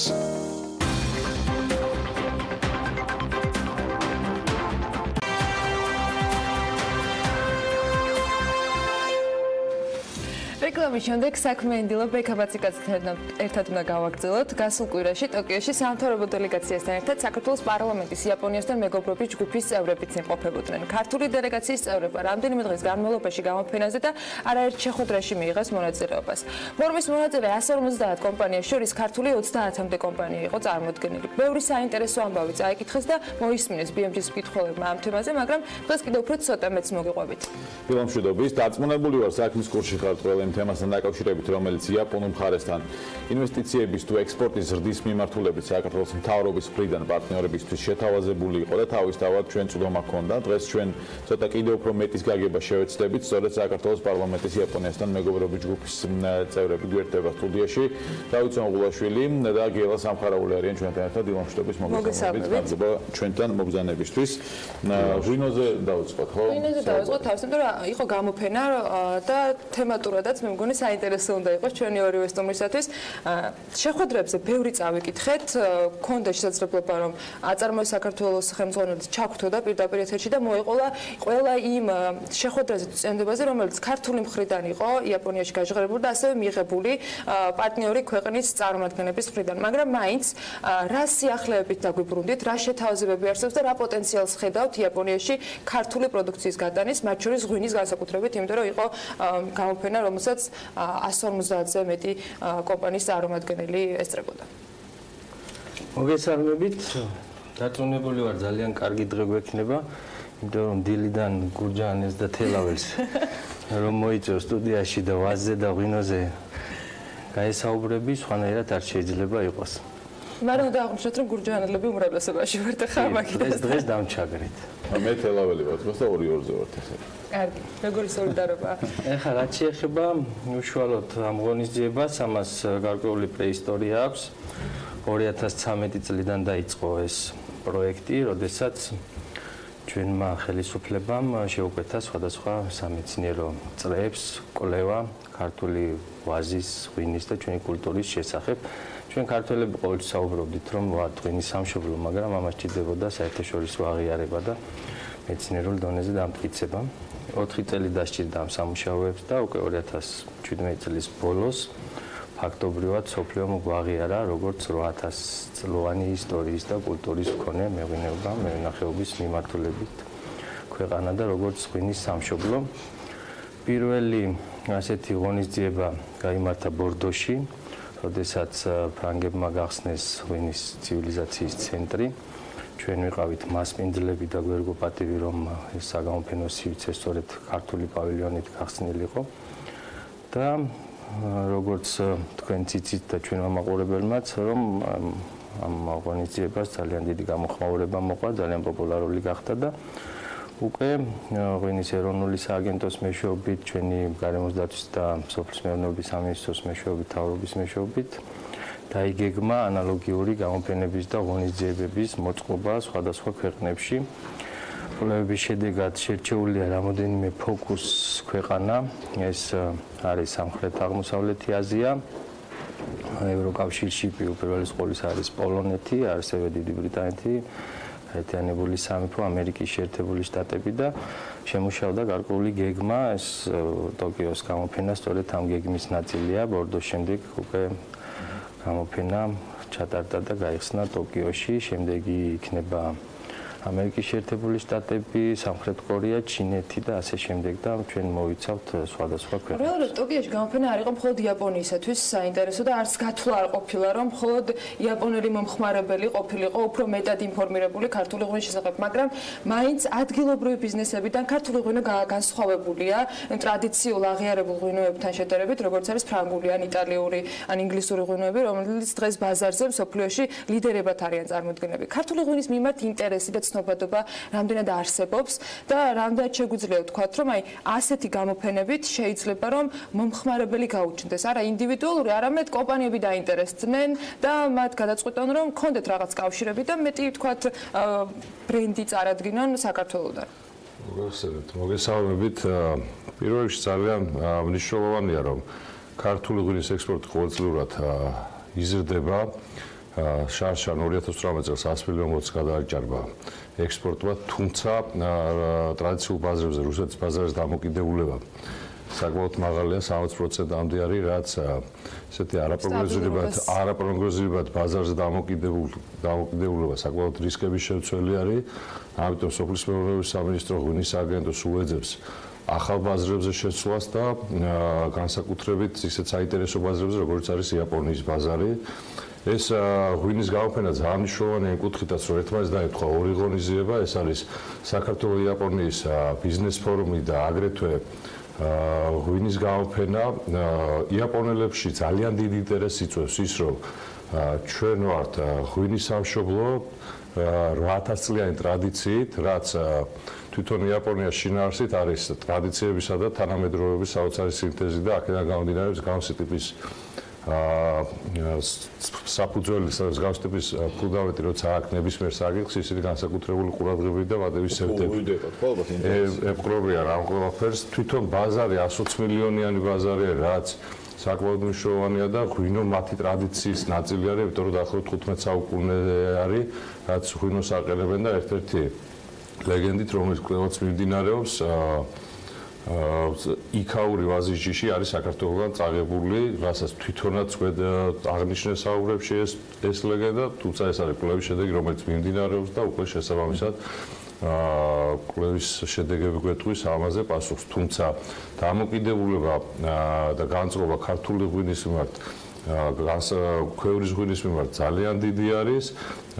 ეს არის ახალი შესაძლებლობების ქვეყანა როგორც ინდუსტრიული ღვინისთვის, ასევე მცირემარნების განვითარებისთვის, იმიტომ რომ მცირემარნებს მოგეხსენებათ, რომ ჩვენ ძალიან აქტიურად უწყობთ ხელს მცირემარნების ხელშეწყობას. 2018 წელს იყო პროექტი სოფლის მეურნეობის სამინისტროს მქონე, რომელიც ჩვენი ხელშეწყობით ერთობლივი მუშაობით დავიწყეთ და წელსაც ეს პროექტი გაგრძელდება. და შესაბამისად როგორც ინდუსტრიულ ღვინოს, ისე მცირემარნების ღვინოს ექნება შესაძლებლობა, რომ კიდევ ახალ ბაზარზე შევიდნენ და იყოს გახსნილი გზა მათთვის და განსაკუთრებით ისეთი ინტერესით როცა ხდება, სადაც როგორც არის იაპონია, იმიტომ რომ გამოხმაურება ძალიან დიდი არის, ინტერესი დიდი არის, მედიამ საკმაოდ აქტიურად გააშუქა, განსაკუთრებით ეს როცა ორი დიდი ღონისძიება ერთმანეთს დაემთხვა და მინისტრები და ბატონები ბრძანდებოდა და შესაბამისად ეს ტალღა მოყვება ჯერჯერობით. ამას დაწურებულა საკმაოდ დიდი ინტერესი ჩაივლის დეველოპერების გამო. კერძო სექტორმა ამ ინტერესს სახელმწიფომ საკმაოდ დიდი რესურსი დახარჯა იმის რომ ეს გამოფენა გაკეთებულიყო იგივე თანხმობრივად დროის თვალსაზრისით, სამუშაოების თვალსაზრისით. აი კერძო სექტორთან მუშაობაც ალბათ საჭირო არის იმისათვის რომ ინტერესის საპასუხოდ მათ ქონდეთ მზა და შესაძლებლობა რომ უწყვეტი მიწოდება განახორციელონ, ხარისხი შეინარჩუნონ. დღეს თქვენ რა სამუშაოები გჭირდებათ ან რა სამუშაოებია გატარებული კერძო სექტორთან იმისათვის რომ ასეთ მოთხოვნებზე იყოს ადეკვატური პასუხი და ელემენტარულად პირველ მოთხოვნაზე არ გაუცრუდეთ მათ იმედი რაღაცა ხარისხთან, მიწოდების უწყვეტობასთან დაკავშირებით, რაოდენობასთან დაკავშირებით 120 მილიონი არ არის ცოტა თავისთავად სრულად ვერ ავითვისებთ, მაგრამ ალბათ ინტერესი როცა მათი მხრიდან არსებობს არის რაღაცა გარკვეული დიდი მოცულობის პარტიებზე, რაღაცა გარკვეული კრიტერიუმებით აფასებენ და ასე შემდეგ.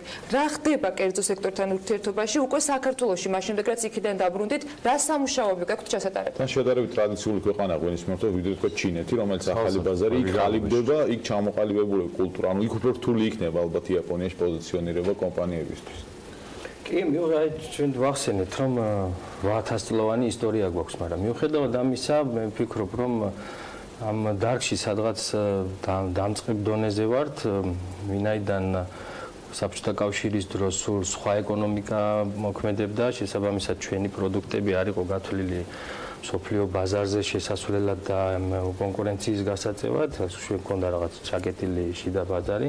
ამიტომ სადღაც დაახლოებით 25 წელია, რაც ქართული მეღვინეობა სწორედ ამ მიმართულებით ვითარდება და ვფიქრობ, რომ ეს არ არის ის საკმარისი დრო, რომ ჩვენ ყველას გაუწიოთ კონკურენცია და პოზიციონირება, როგორც ქართული ღვინო ყველასთვის იყოს ცნობადი, მაგრამ ამ მიმართულებით საკმაოდ მყარი ნაბიჯები გვაქვს გადადგმული. პირველ რიგში თავისთავად ცხადი იყო, რომ ეს საერთაშორისო აღიარება მოგვეპოვებინა და ჩვენ ეს შევძელით. ეხლა რაც შეეხება უკვე შიდა წარმოებას, ამ მიმართულებით ძალიან ბევრი რამ კეთდება. წლების მანძილზე მიმდინარეობს დაფინანსება ჩვენი მევენახეების, მეღვინეების როგორც მცირე საწარმოების, ასევე ამ ვაზის გაშენების მიმართულებით და უკვე საკმაოდ ბევრი პატარ-პატარა კომპანია გამოჩნდა, რომელიც ვფიქრობ, რომ ეს არის სწორედ ჩვენი მომავალი. ჩვენ უნდა ორიენტაცია ავიღოთ სწორედ ასეთ პატარა მარნებზე, რომელსაც ექნება თავისი ხასიათი, თავისი ისტორია, თავისი გამორჩეული პროდუქტები. რითიც შევძლებთ, რომ უკვე დივერსიფიცირებულ ბაზარზე მივაწოდოთ. მაგრამ ამას აქვს მინუსიც, პატარა მარნები და პატარა წარმოებები უფრო შეიძლება პრემიუმ სეგმენტზე აკეთებდნენ აქცენტს და მცირე მიწოდებაზე, მაგრამ ის დიდ წილს ვერ დაიკავებს, ხო, საერთო ჯამურ საექსპორტო ნაწილში.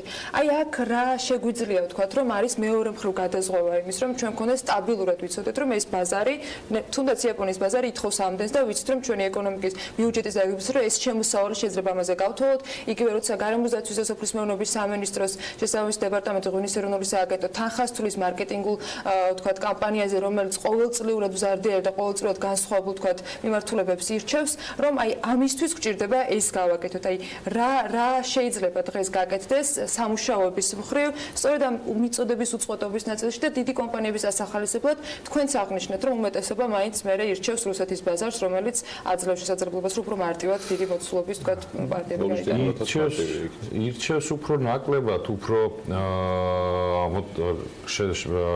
ის არის ამის პასუხი, რომ ტრადიციული ბაზარი არის, ქართულ ღვინოს უკვე დამკვიდრებული აქვს თავისი პოზიცია და აქედან განეხა, როცა 2 საუკუნე დაახლოებით ქართული ღვინო ამ ბაზარზე არსებობს, საუკუნეზე მეტი უფრო სწორედ ესე ვიტყვი, შესაბამისად ამას თავის ტრადიცია აქვს იქ და შესაბამისად თავის დამკვიდრება არ ჭირდება. რაც შეეხება იაპონიის ბაზარს, თავისთავად ცხადია, რომ აქ ეს მიწოდების ციკლის სტაბილურობა ძალიან მნიშვნელოვანი არის. ეს არის ზუსტად ინდუსტრიული ღვინის ერთ-ერთი პრიორიტეტი, თუმცა ის ამოცანა, რომ იმიტომაც არის მცირე წარმოებლების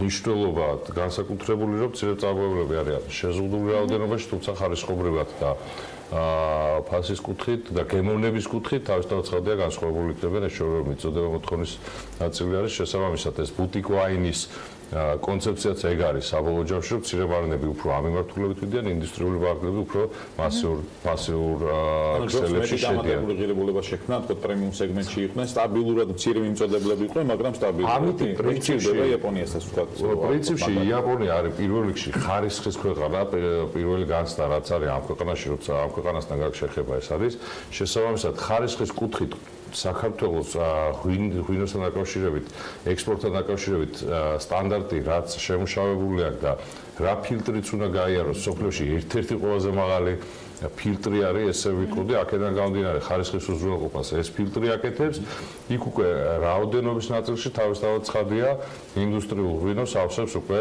მცირემარნების წარმოებელი ღვინოები თქვენ გქონდათ უფრო ერთმანეთთან შემავსებელი ფუნქციას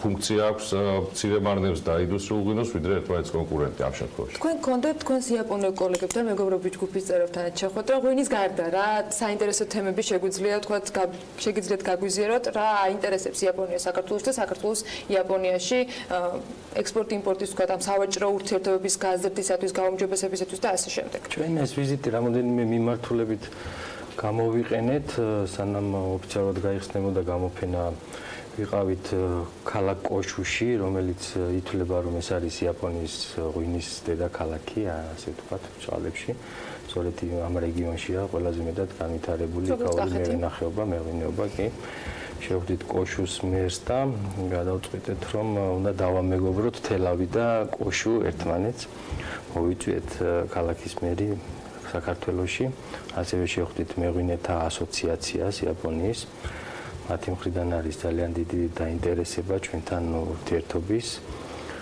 და ვფიქრობ რომ ასეთი ურთიერთობები ხელს შეუწყობს ახლა ჩვენთვის მთავარი არის ახალ ბაზრებზე გასვლა ჩვენი პროდუქციის პოპულარიზაცია და მათთვის მნიშვნელოვანია სწორედ ჩვენი გამოცდილება კულტურა ტრადიციები და ამ ხრივ რაღაც გარკვეული თანამშრომლობა ჩამოგვიყალიბდება. ასევე მნიშვნელოვანია იყო ამ შეხვედრების დროს ჩვენს კოლეგებთან შეხვედრა, რაზეც ვისაუბრეთ სხვადასხვა მიმართულებით, მათ შორის უმნიშვნელოვანესი და რაც ვფიქრობ რომ ჩვენ ძალიან გვჭირდება ჩვენ ქვეყანას ეს არის განათლება. ასევე შეხვდით კლუბის ხელმძღვანელს, არსებობს ასეთი უნივერსიტეტების გაერთიანების კლუბი. და მნიშვნელოვანი იქნება რომ სწორედ ჩვენი უმაღლესი სასწავლებლები და იაპონიის უმაღლესი სასწავლებლები უფრო მჭიდროდ დაუკავშირდნენ ერთმანეთს და ჩვენ შემოვიტანოთ ის ცოდნა და გამოცდილება რაც აქვთ იაპონელებს. მე ამ შემთხვევაში უფრო სოფლის მეურნეობის მიმართულებით გავამახვილე ყურადღება ვინაიდან აგრარულ კომიტეტს წარმოადგენს ასევე და მიმაჩნია რომ მათი თუნდაც აკვაკულტურის განვითარების კუთხით ახლა ჩვენ ვართ სოფლიოში არ ვიცი ალბათ სამეულში ეცულ მოსახლეზე მტკნარი წყლის ოდენობის მიხედვით და უდიდესი პოტენციალი გაგვაჩნია აკვაკულტურების წარმოების. იაპონია ლიდერია სოფლიოში ამ მიმართულებით მიუხედავად იმისა რომ შეიძლება რამე კონკრეტულ წენდოებს ველოდოთ ამასთან დაკავშირებით. კი, მე ვფიქრობ რომ როგორც განათლების მიმართულებით ასევე იაპონელი ბიზნესმენების მეშვეობით ჩვენ უნდა მოვახერხოთ და აქ შევქმნათ სწორედ ეს ხელოვნური სხვადასხვა კულტურები, რომ ეს იქნება თევზის თუ სხვა წყლის პროდუქტების მიმართულებით დაიწყოს საქართველოს წარმოება. თან მით უმეტეს რომ მათთვისაც ვარ ძალიან საინტერესო ქვეყანა. ჩვენ ვართ ერთადერთი ქვეყანა რეგიონში, რომელსაც აქვს ამდენ ბაზარზე წვდომა თავისუფალი პრინციპით ეს არის როგორც ყოფილი საბჭოთა ქვეყნები, ასევე ევროკავშირი, თურქეთი, ჩინეთი და ასე შემდეგ, ასევე ვფიქრობ რომ სწორედ ამ შეხვედრის შემდეგ, როდესაც ხელი მოაწერა ჩვენმა ეკონომიკის მინისტრმა და იქ მოკვლევა როცა დაიწყო. კი, ქაური სადაზღვევო კომპანიის ხელმძღვანელმა, რომელიც ფაქტობრივად არის უკვე პირველი ნაბიჯი, რომ იქნება გარკვეული გარანტია იაპონელი მეწარმეებისთვის, თუ ისინი შემოვლინდა საქართველოში, გადაწყვეტენ რომ ჩადონ ინვესტიციები. სწორედ ამის შემდეგ დაიწყება ასევე მოლაპარაკება და ეს გაჟღერდა იმ შეხვედრებზე, რომ ჩვენ იაპონიასთანაც მომავალში გქონდეს თავისუფალი ვაჭრობის რეჟიმი. დიდ გიმასპინძლობთ ამ თემაზე პირველივე სიგნალისას, როცა გამოჩნდებიან ინვესტორები და იქნება დაინტერესება. ვიდრე საუბარს დავასრულებთ, ამ შემთხვევაში გურჯაანის უპირატესობას ვიყენებ. როგორც დაგვიდით ჯერ კიდევ ეთერის დაწყების წინ აპრილში მევენახეობის კონფერენციას დაკავშირებით აუცილებლად ნაკითხოთ ბატონ დავით. რა იგეგმება, რას ელოდებით, რა მიზანს ემსახურება, ვის შეუძლია მონაწილეობის მიღება და რა ხდება? მოკლედ მოგვიყევით ამასთან დაკავშირებით უფრო მეტი, ვიდრე აქამდე წაგვიკითხავს. ნუ პირველ რიგში ძალიან დიდი კიდევ ერთხელ დიდი მადლობა ესე გურჯაანელები დღეს უპირატეს პოზიციით ვართ. ფაქტობრივად პირველად ტარდება საქართველოში მევენახეობის კონფერენცია. ეს რატო არის მნიშვნელოვანი? იმისთვის რომ ხარისხიანი ღვინო გქონდეს დაახლოებით მინიმუმ 80-85% დაამსახურება ხარისხიან ღვინოში არის ვენახის და თუ სწორედ არის ვენახი ორი შესაბამისად თავისთავად ცხადია ხარისხიანი ღვინის მიღება ძალიან ადვილად შეიძლება. აქედან გამომდინარე ყოველთვის იყო დეფიციტი იმ პლატფორმის რაც შეიძლებოდა მევენახეებს ესაურად თავრობასთან იმ პრობლემებზე, რა პრობლემებიც მათ წინაშე დგას დაწყებული პესტიციდებიდან დამთავრებული სხვადასხვა სიახლეებით, აქედან გამომდინარე მე 2016 წელს როცა უკვე პოლიტიკაში შევავედა ერთ-ერთ სერიოზულ პრობლემად ეგ დამხვდა, სულ ვეძებდი ამის პლატფორმას და შესაბამისად შევთანხმდით სოფლის მეურნეობის სამინისტროსთან, რომ ჩაგვიტარებინა პირველი მევენახეების კონფერენცია, სადაც ყველა მევენახე, ვისაც ინტერესი ექნება, რომ ის პრობლემები დააყენოს, რომელიც მათ წინაშე დგას დაწყებული ვენახის მოვლენიდან დამთავრებული მოსავლის დაბინავებით, რაც შეიძლება რომ დისკუსიის საგანი იყოს თავისთავად ცხადია ფორმატი გასაზღვრული იქნება და ამ ფორმატის მიხედვით წავა და აგრეთვე აუცილებლად იქნება განვითარება თვითონ ამ კონფერენციის, სადაც ის სიახლეები იქნება მევენახეებისთვის მიწოდებული, რაც მსოფლიოში ამ მიმართულებით არსებობს და როგორ შეიძლება რომ ვენახი ავიყვანოთ იმ სტანდარტზე, იმიტომ რომ დღეს სამწუხაროდ ვენახის სტანდარტი საკმაოდ დავალია საქართველოში და როგორ შეიძლება ავიყვანოთ იმ სტანდარტზე და ის პრობლემები გადავწყვეტოთ, რომელიც მათ წინაშე დგას. აქედან გამომდინარე, ვთქვით მაქსიმალურად, რომ ესე გურჯაანი მევენახეობა მეღვინეობის კონცეფცია და პოზიციონირება ბოლომდე დავიცვათ და ესეთი კონფერენცია.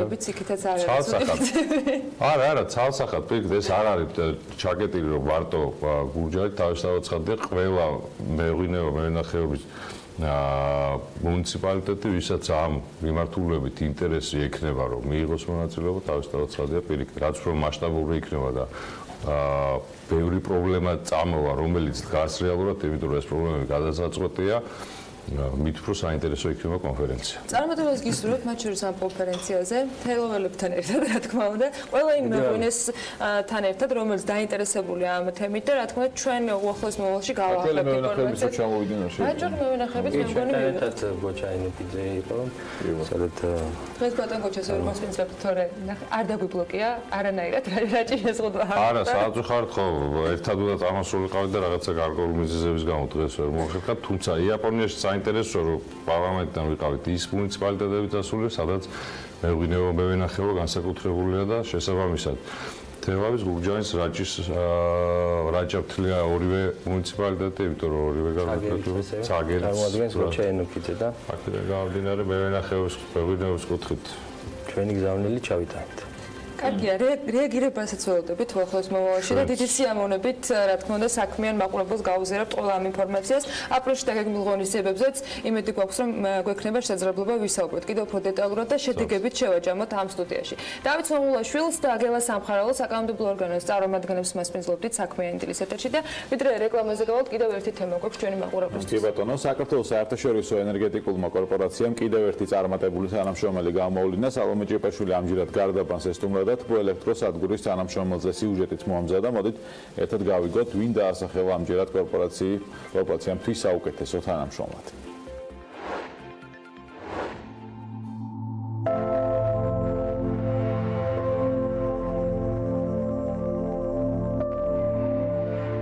დავიბადე მესტის რაიონის სოფელი ადიში 1965 წელს 25 სექტემბერს.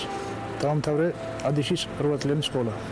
ჩვენ სოფელში იყო 8 წლიანი სკოლა მარტო და 2 წელი სწავლა გავაგრძელე მე 9 კლასი დავამთავრე იფარის საშუალო სკოლაში 1991 წელს 95 წელში გამიწვიეს სამხედრო სავალდებულო სამსახურში 97-ში სტიქია იყო ჩვენთან სოფელში სვანეთში იმ წელს დავამთავრე სამხედრო სავალდებულო სამსახური იმის მერე გეოლოგები იყვნენ ამოსული სოფელში დაათვალიერეს ყველაფერი და არ შეიძლება ცხოვრება და გადმოუსახლით სოფელ მშვენიერაში 1999 წელს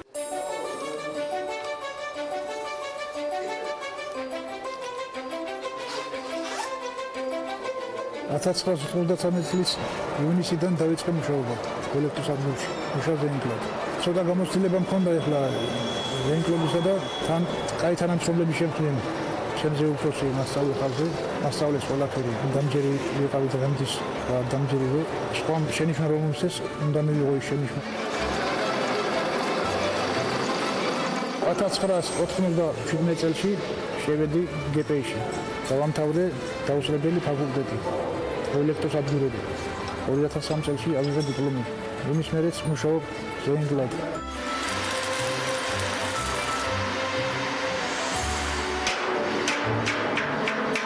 ყოველ ორ შაბათს 8 საათზე ვიწყებ სამუშაოს.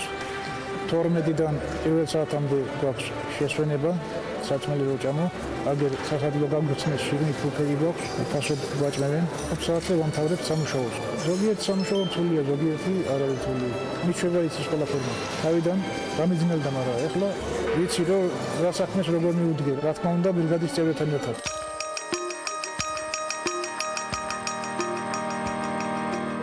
2010 წელში მოვიდა კორპორაცია.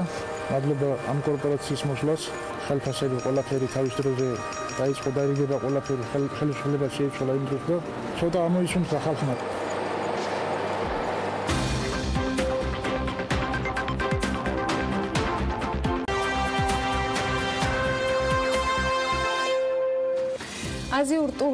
აზიური ტურნეს დროს აქტიური იყო ეკონომიკის სამინისტრო საწარმოო საქართველოში, სადაც არაერთი პრეზენტაცია პოტენციურ პარტნიორებთან უკვე შედგა, მაგრამ სააგენტოს ხელმძღვანელის და მისი თანამშრომლების საქართველოში გამოჭრა რომ რთულია ამის მიზეზი ასეთი ტიპის შეხვედრები და აქტიური მონაწილეობაც არის. ნოემბერში ჩინეთში გასამართი გამოფენისათვის მზადებასთან ერთად იაპონიაში გამართული შეხვედრების მონაგარ შევაჭამთ. ჩვენს შემდეგ სტუმართან ნიკა მამუკელაშვილი აწარმოებს საქართველოს ექსპორტის დეპარტამენტის უფროსის მოადგილე შეგვიერთდა საქმიანობრივ სტუდიაში. მოგესალმებით, მადლობა რომ ხართ ჩვენთან ერთად. ჰონკონგში გამართული გამოფენიდან რა მონაგარით ხართ ჩამოსული? მოდით ცოტა ზოგადად დავიწყოთ, იმიტომ რომ იყო ვიცი ძალიან ბევრი შეთავაზება და ბევრი წარმომადგენელი იყო საქართველოსთან კონკრეტული უშუალოდ აწარმოების ბენეფიციარები, ჩამოსულები, რომლებსაც ჰქონდათ კონკრეტული შეთავაზებები და რამდენიმესთან დაკავშირებით სხვათა შორის BMG-მაც დაწერა, რომ უკვე არსებობს შეთავაზებები და ექსკლუზიური შეთავაზებებიც თან. ვის შეეხო ეს სიახლეები და რა ჩამოვიტანეთ უკვე? მოგესალმებით თქვენს მაყურებელს, რაც შეეხება ჰონკონგის გამოფენას და მასთან დაკავშირებულ სიახლეებს, საქმის კურსში არ ვარ ამდენად გუშინ ჩამოვედი. ჩვენ გესმენთ ჩამოვედი სხვა გამოფენიდან, ჩვენ დღეს მოგესალმებით ვისაუბრეთ ჩინეთის გამოფენასთან დაკავშირებულ სიახლეებზე.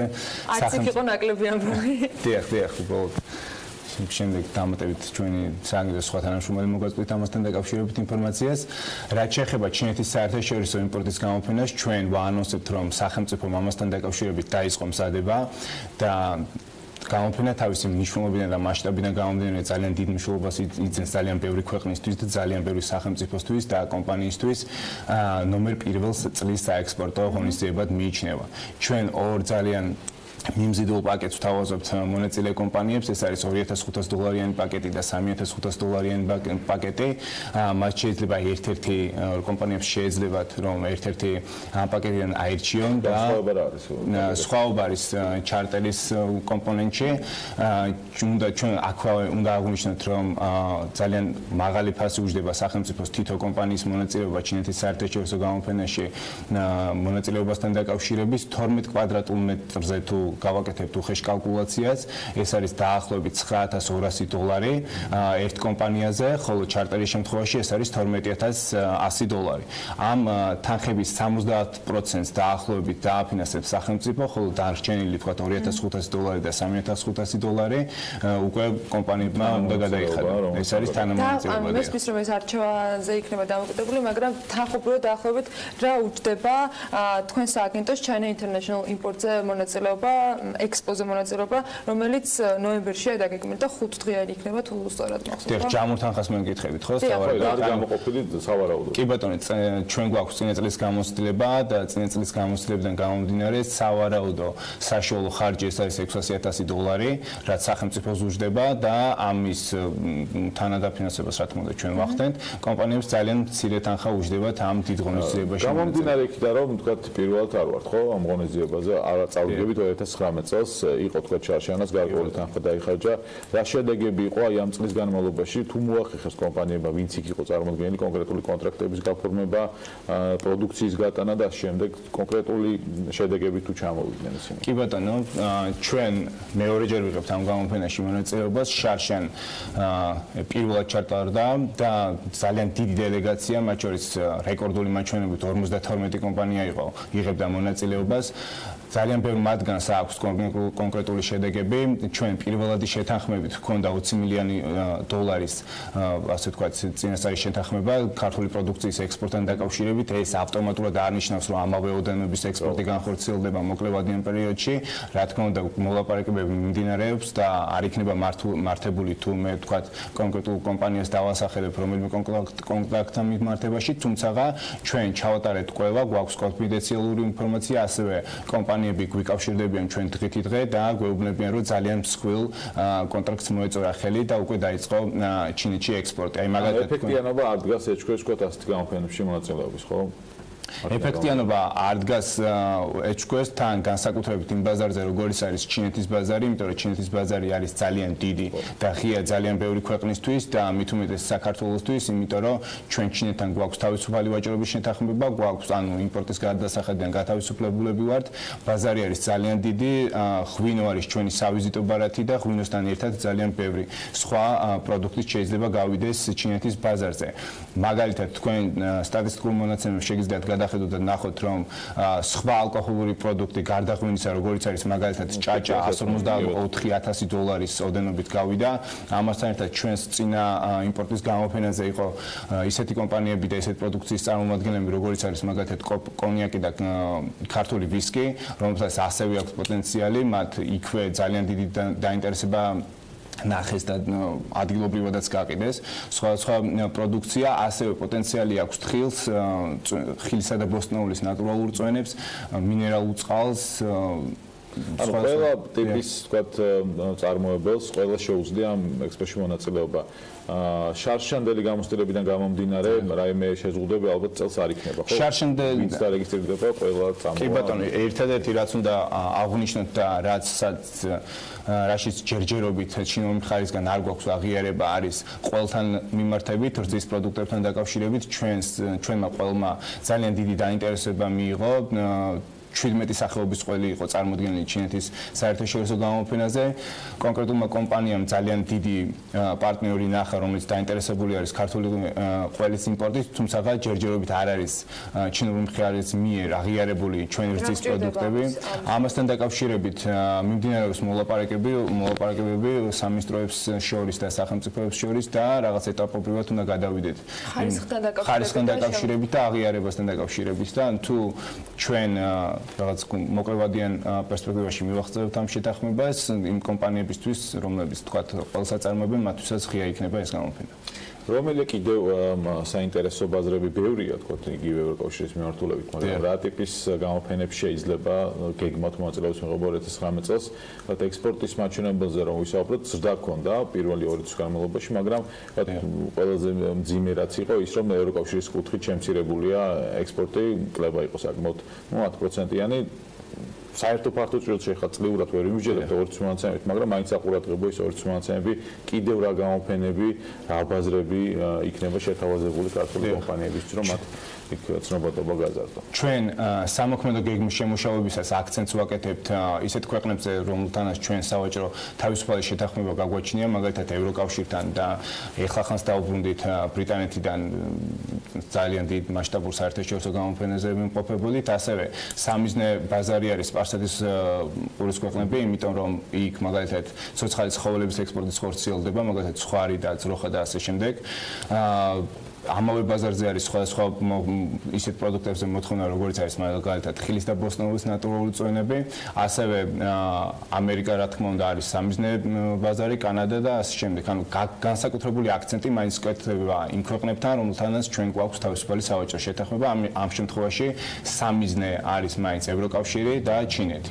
ასევე ჰონკონგი რა თქმა უნდა, რომელთანაც ასევე განფორმდა თავისუფალი ვაჭრობის შეთანხმება და იქაც გვექნება რაც რაღაც ტიპის სავაჭრო ურთიერთობები არის და რაღაცა გიჭირდება. იყო გასულ წელს როგორც მახსოვს, როცა ამ გამოფენისთვის ემზადებოდით, საუბარი კომპანიების მხრიდან ბოლო დღემდე აქტიურობის ნაკლებობაზე, როცა ქართული ტრადიცია შენარჩუნდა ამ ნაწილში. წელს რა ფორმით შეიძლება ამ გამოფენაში მონაწილეობისათვის კომპანიებმა საკუთარი თქვათ ინფორმაცია მოგაწოდონ და აფიქსირონ სურვილი გამოხატონ და თქვენ შარშან მახსოვს, რომ თავადაც უკავშირდებოდით შეთავაზებებით წელს რა ფორმატით მოხდება შერჩევა კომპანიების, რომლებიც ექსპოზე მიიღებენ მონაწილეობას. ესე იგი, შარშან როგორი სიტუაცია გქონდა თავიდან დავიწყეთ, როდესაც ინფორმაცია გავავსებთ, მე ჩვენ ყველას ურეკავდით, როგორც აღნიშნეთ კომპანიებს და რაღაც იყო თავშეკავების მომენტი, მაგრამ დასასრულს თქვა ძალიან ბევრი კომპანია გვიკავშირდებოდა და გვეუბნებოდა, რომ ჩვენც გვინდა მონაწილეობის მიღება, გადავიხდით თქვა ორმაგ საფასურს, იქნებ ჩვენ ადგილი გამოგვიყოთ. სამწუხაროდ ვერ შევძელით 52 კომპანიაზე მეტის წაყვანა. აუცილებლად ჩინეთის ბაზარზე აქცენტი კომპანიების სელექციისას აქცენტი უნდა გაკეთდეს ისეთ პირებზე, რომლებიც დააკმაყოფილებენ როგორც ხარისხობრივ, ასევე რაოდენობრივ მაჩვენებელს, იმიტომ რომ თუ მაგალითად წინა გადაცემაში თქვენ სტუმრებმა აღნიშნეს, რომ თქვა იაპონიის ბაზარისთვის შეიძლება რაღაც პრემიუმ კლასის პროდუქტები იყოს, თქვა ხვინის შემთხვევაში პრიორიტეტული, მაგრამ მაგალითად ჩინეთის ბაზარისთვის შეიძლება ქვევისხვინო ცოტა ახალი იყოს, შესაბამისად უფრო ისეთ კომპანიებზე უნდა შეერჩეს, ისეთი კომპანიები უნდა შეერჩენ, რომელიც ასე თქვა მასიურად რაოდენობრივად ბევრს აწარმოებენ. ასევე დიახ, რომელსაც შეუძლიათ სისტემატური და დროული მიწოდება. ეს არის ძალიან მნიშვნელოვანი კომპონენტი. ჩვენ აბსოლუტურად ყველა აპლიკაციას გავეცნობით, ჩვენთან ერთად ჩინური მხარეც გადახედავს აპლიკაციებს და მათი საბოლოო ვიზირების შემდეგ მოხდება კომპანიებისთვის დადასტურება, რომ მათ აქვთ უფლება მიიღონ მონაწილეობა ჩინეთის. ეს ისე რომ ეს კომპანიებმა უკვე უნდა დააფიქსირონ სურვილი, რომ მათ აქვთ მონაწილეობის მიღების სურვილი და შესაბამისად ჩაერთონ ამ ექსპოში. მადლობა, რომ ვიყავით ჩვენთან ერთად. ნიკა მამუკელაშვილი, საწარმოო საქართველოს ექსპორტის დეპარტამენტის უფროსის მოადგილეს უმასპინძლობით საქმიანი დილის ეთერში. დავით ჩვენ სტუმარს გავაცნობთ მაყურებელ საწარმოო საქართველოში პროგრამის კიდევ ერთი ბენეფიციარის შესახებ უნდა მოვუყვეთ.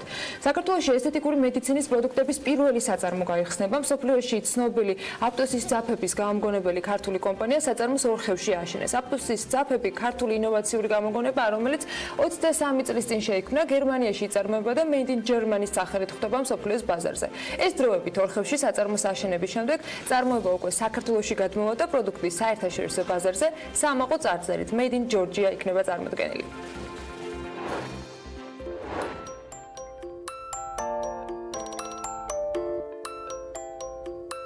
აპტოსის ძაფები ეს მთლიანად ქართული ინოვაციური გამოგონებაა, რომელიც აქამდე Made in Germany-ის სახელით ხვდებოდა მსოფლიოს რამდენიმე ათეული ქვეყნის პლასტიკური და ესთეტიკური მედიცინის სპეციალისტების სამუშაო სივრცეში. თუმცა ორხევში საწარმოს აშენების შემდეგ წარმოება მთლიანად საქართველოში გადმოვა და პროდუქტი Made in Georgia-ს წარწერით გავა, როგორც უკვე არსებულ საერთაშორისო ბაზრებზე, ასევე ისეთ ქვეყნებში, როგორებიც არის ბრაზილია, ამერიკის შეერთებული შტატები, კანადა, მექსიკა, ტაილანდი და სინგაპური. ეს პროექტი არის იმის დასტური, რომ საქართველოში არის კარგი ბიზნეს გარემო, იმიტომ რომ ეს მეწარმეები, ეს ხალხი რუსეთში ცხოვრობდნენ, ისინი არ გადმოვიდოდნენ საქართველოში და არ გასცდნენ ამას აწარმოოს აქ. ამიტომ მე როგორც თქვი, გამოცვლის დროს ეს არის ის პროექტები, რომელსაც ჩვენ როგორც იტყვია, სანთლით ხელში ვეძებთ და ესეთი პროექტები ზუსტად არის საჭირო იმისათვის, რომ ჩვენ საქართველოს ეკონომიკა გავზარდოთ და ის იღარიბა, ავყოფოთ, რომელიც ჩვენ ქვეყანაში არსებობს. აპტოსი არის სახისა და სხეულის დასაჭიმი მსოფლიოში ცნობილი. აპტოსის ძაფების გამომგონებელი და მწარმოებელი ქართული კომპანია, რომელსაც 23 წლიანი ისტორია აქვს. და ეს არის პირველი ქართული კომპანია, რომელსაც სინიშანი აქვს სამედიცინო პროდუქტზე, რაც იმას ნიშნავს, რომ ევროპის ნებისმიერ ქვეყანაში ექსპორტის საშუალებას იძლევა. დღევანდელი მონაცემებით აპტოსის ძაფები 50-ზე მეტ ქვეყანაში იყიდება ფართომასშტაბიანი სადისტრიბუციო ქსელის მეშვეობით. წელიწად ნახევარში აქ აშენდება საწარმო, რომელიც აწარმოებს ეგრეთ წოდებულ medical device, ანუ სამედიცინო პროდუქციას. ეს იქნება ქირურგიული საკერავი მასალა, ეს იქნება იმპლანტები, სტერილური, ეს იქნება ქირურგიული და სხვა სამედიცინო პროდუქცია, რომელიც ასევე თანამედროვე მეთოდებით, ეგრეთ წოდებული ეთილენოქსიდის გაზით, რომელიც მსოფლიოში იყენება სხვადასხვა საწარმოზე, იქნება გასტერილებული. პირველი ესთეტიკური მედიცინის პროდუქტების საწარმოს ასაშენებლად და უახლოესი ტექნოლოგიების შეძენისათვის კომპანიამ 2018 წელს პროექტის აწარმოე საქართველოში ფარგლებში ინფრასტრუქტურული მხარდაჭერით ისარგებლა. 2019-ში ჩაეყარეს საფუძველი და 2020-ში უკვე ფუნქციონირებას დაიწყებს.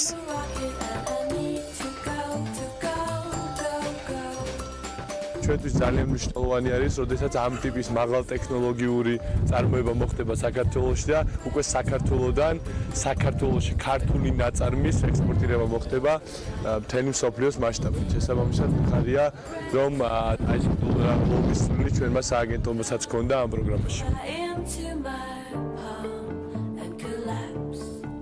საწარმო, რომელიც 2020 წლის დეკემბერში ამოქმედდება, წლიურად 300,000 ერთეულის წარმოებას შეძლებს. ამოქმედების პირველ ეტაპზე 100 ადამიანი დასაქმდება, ხოლო პროექტის ინვესტიციის ჯამური მოცულობა 15 მილიონ ლარს შეადგენს.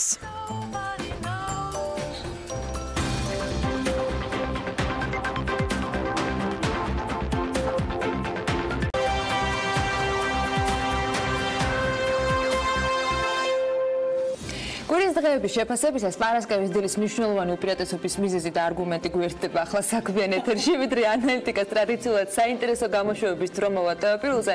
მისი ავტორი და წამყვანი საქმიანი დილის ეთერშია ელენე კვანჭილაშვილი. ელენე, დილამშვიდობის, მოგესალმები. დილამშვიდობის, ანა, მადლობა ესეთი წარდგენისთვის. ძალიან მიყვარს შენთან დილის გადაძახებები.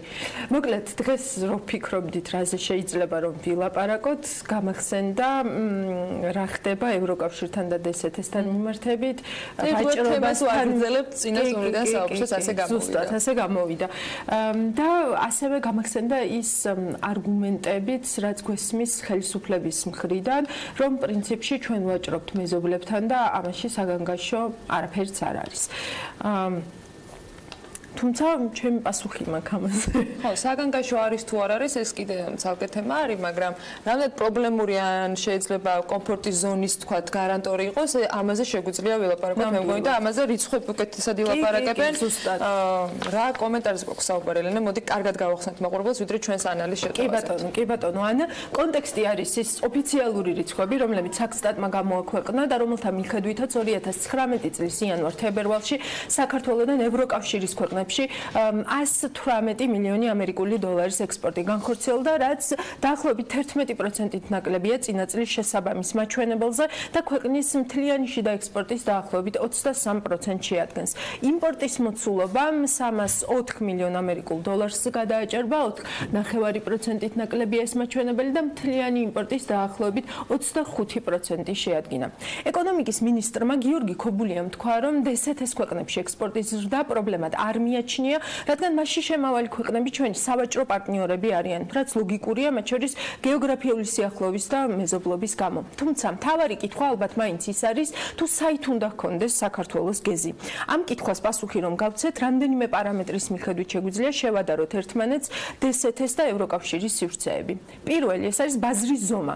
DST-ს მოსახლეობა დაახლოებით 240 მილიონი ადამიანია, ევროკავშირის მოსახლეობა ორჯერ მეტი, ანუ 500 მილიონს აჭარბებს.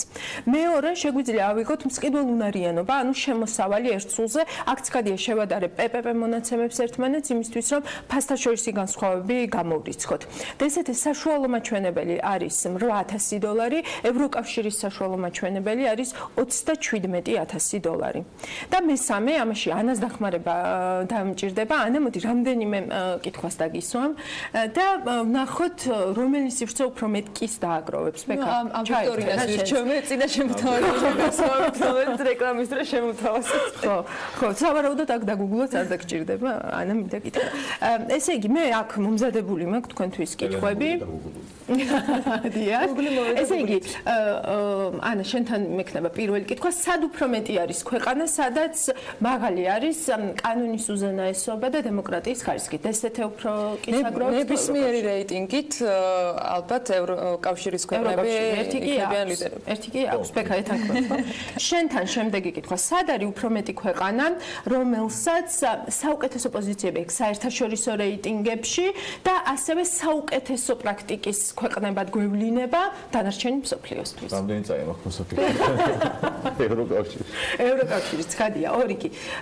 სად არის უკეთდაცული საკუთრების უფლებები, ადამიანის უფლებები და თავისუფლებები? ცალსახა პასუხია ევროკავშირში. სად არის უფრო დაბალი კორუფცია? ევროკავშირში. ევროკავშირში. და სულ ბოლოს ძალიან მარტივად. დაბალია, ნახე რა კითხვა ხო. ძალიან მარტივად, ანუ სად არის უფრო მეტი ქვეყანა, სადაც დიდი სიამოვნებით ვიცხოვრებდით, ვიმუშავებდით, ვიმოგზაურებდით, ვისწავლით. უფრო მეტი ევროკავშირშია, ორი ადრეა. უფრო მეტი ევროკავშირშია. სხვა ქვეყანას დამისახელებ ევრაზიული თქვა წარმომადგენლობიდან, უბრალოდ მე DST-ის ქვეყნებიდან საერთოდ ინტერესი გაქვს. ვიმუშავებდი? ისწავლიდი და ასე შემდეგ. ხო, იმოგზაურებდი შეიძლება იყოს ისეთი ეგზოტიკის გამო შეიძლება გემოგზაურა, ხო? სწავლა, ცხოვრება და სხვა დანარჩენი. ის ძირითადი ცენტრალური რაღაცები ალბათ მაინც უფრო ევროპაში. მოკლედ, თქვენს გვეთანხმებით ალბათ რომ გაცილებით მეტი კი დააგროვა ევროკავშირმა და შემდეგ ტურში სწორედ ის უნდა გადავიყვანოთ. ადვილი არის თუ არა ეს პროცესი? არა, მაგრამ DCFTA-ის გაფორმებისა და უვიზო მიმოსვლის ამოქმედების შემდეგ ვაჭრობის კლების აი სიგნალი, რომელზეც თავში რიცხვებში გესაუბრეთ, სერიოზულად უნდა იყოს ალბათ აღქმული, თუ კი ჩვენი ქვეყნის განვითარების მიზანი არის უფრო მჭიდრო კავშირი უფრო განვითარებულ მსოფლიოსთან. კიდევ ერთი, რაზეც მინდა ყურადღების გამახვილება, DST-ის ბაზარი რომ მხოლოდ რუსეთს არ ნიშნავს, ეს ყველამ კარგად ვიცით, გვესმის, მაგრამ რუსეთი ამ ბაზარზე ყველაზე მსხვილი მოთამაშეა და საქართველოც ყველაზე მეც სწორედ მასთან ვაჭრობს. ექსპორტის მონაცემებს თუ შევხედავთ, აქედან ერთი დასკვნის გამოტანა შეიძლება, გამოდის რომ საკმაოდ სტაბილურად და თანმიმდევრულად იზრდება საქართველოს დამოკიდებულება რუსულ ბაზარზე. ეს გზა ჩვენ გავლილი გვაქვს უკვე და რეალურად რამდენად ღირს ამ დინარში მეორე შესვლა ცხადია, ეს ნაწილობრივ ბიზნესმაც უნდა გადაწყვიტოს, მაგრამ ჩემი მოგრძალებული აზრით ხელისუფლება უნდა აკეთებდეს ყველაფერს იმისთვის, რომ დივერსიფიკაციის გზები შესთავაზოს კერძო სექტორს. მით უმეტეს, რომ სტაბილური და განვითარებული ეკონომიკის ქვეყნებთან გაღრმავებული სავაჭრო ურთიერთობა საგარეო შოკის ალბათობასაც ამცირებს. საგარეო შოკები, ესე ვთქვათ, პერიოდულად არის ხოლმე ცენტრალური მსჯელობის საგანი საქართველოს ეკონომიკასთან მიმართებით. ხო და რა ვიცით, იქნება ევროკავშირის ბაზრის რეალური გახსნის შემთხვევაში ბიზნესსაც ვაჭრობისთვის სტაბილური და განჭვრეტადი გარემო და არაპოლიტიკურად დატვირთული და კორუფციული ბიზნეს გარემო ერჩივნოს სანახევროდ გაკეთებული საქმის პირობებში რეალური არჩევანის წინაშე ბიზნესი საქართველოში პრაქტიკულად შეგვიძლია ალბათ თქვა რომ ჯერ არც დამდგარ. ხო, სხვათა შორის გიგაბედნიაშვილი იყო სტუმარი, როდესაც გამოქვეყნდა ჩემი ამ ვაჭრობის მაჩვენებლები და საინტერესო აქცენტები დასვა, თქვა რომ DST-თან რო ისდევთ გზდა ცუდი არ არის, მაგრამ პრობლემა რო იქ მცირდება და ბოლოს ვკითხე რომ მეთქი მთავრობა შეხედავს რა უნდა გააკეთოს, ხო? ბიზნესია, ბიზნეს გააქვს, მაგრამ მთავრობა როგორ და ეს თქვა მოგიგამ რომ არაფერი, ანუ ჯობია რომ იმას რაც აკეთებენ, იმას ჯობია რომ არაფერი არ გააკეთოს მთავრობამ და ხელი არ შეუშალოს. ხო, შემთხვევაში ხელი არ შეუშალოს. ზოგადად ბიზნესთან ესე რომ გააკეთოს, არაფერი გააკეთოს, აიმისოთ რომ ბიზნეს ხელი არ შეეშალა და აჩე ბიზნესი თავად იყოს. საუბარი იყო ინვესტიციები უნდა იყოს ქვეყანაში და აქედან გამომდინარე შემცირებულია და პირდაპირ პროპორციულია იმის რომ ევროკავშირში ექსპორტი მცირდება, იმიტომ რომ ევროკავშირი მაღალი ხარისხის პროდუქციით ხოვს ამ პროდუქტს მიღებას ინვესტიციები ჭირდება პირდაპირ უცხოური მათ შორის და ტექნოლოგიები და განვითარება და მოკლედ ეს არის ალბათ დავთანხმებოდი ბატონ გიგა ცხადია, მაგრამ მეორე მხრივ ევროკავშირთან ვაჭრობაზე როცა ვლაპარაკობთ, ანუ უწევს რომ გააკეთოს რაღაცეები, ხო? მაგალითად ჩვენ გვქონდა თუ კარგია, მეც გეტყვი ჩემ მაგალითს.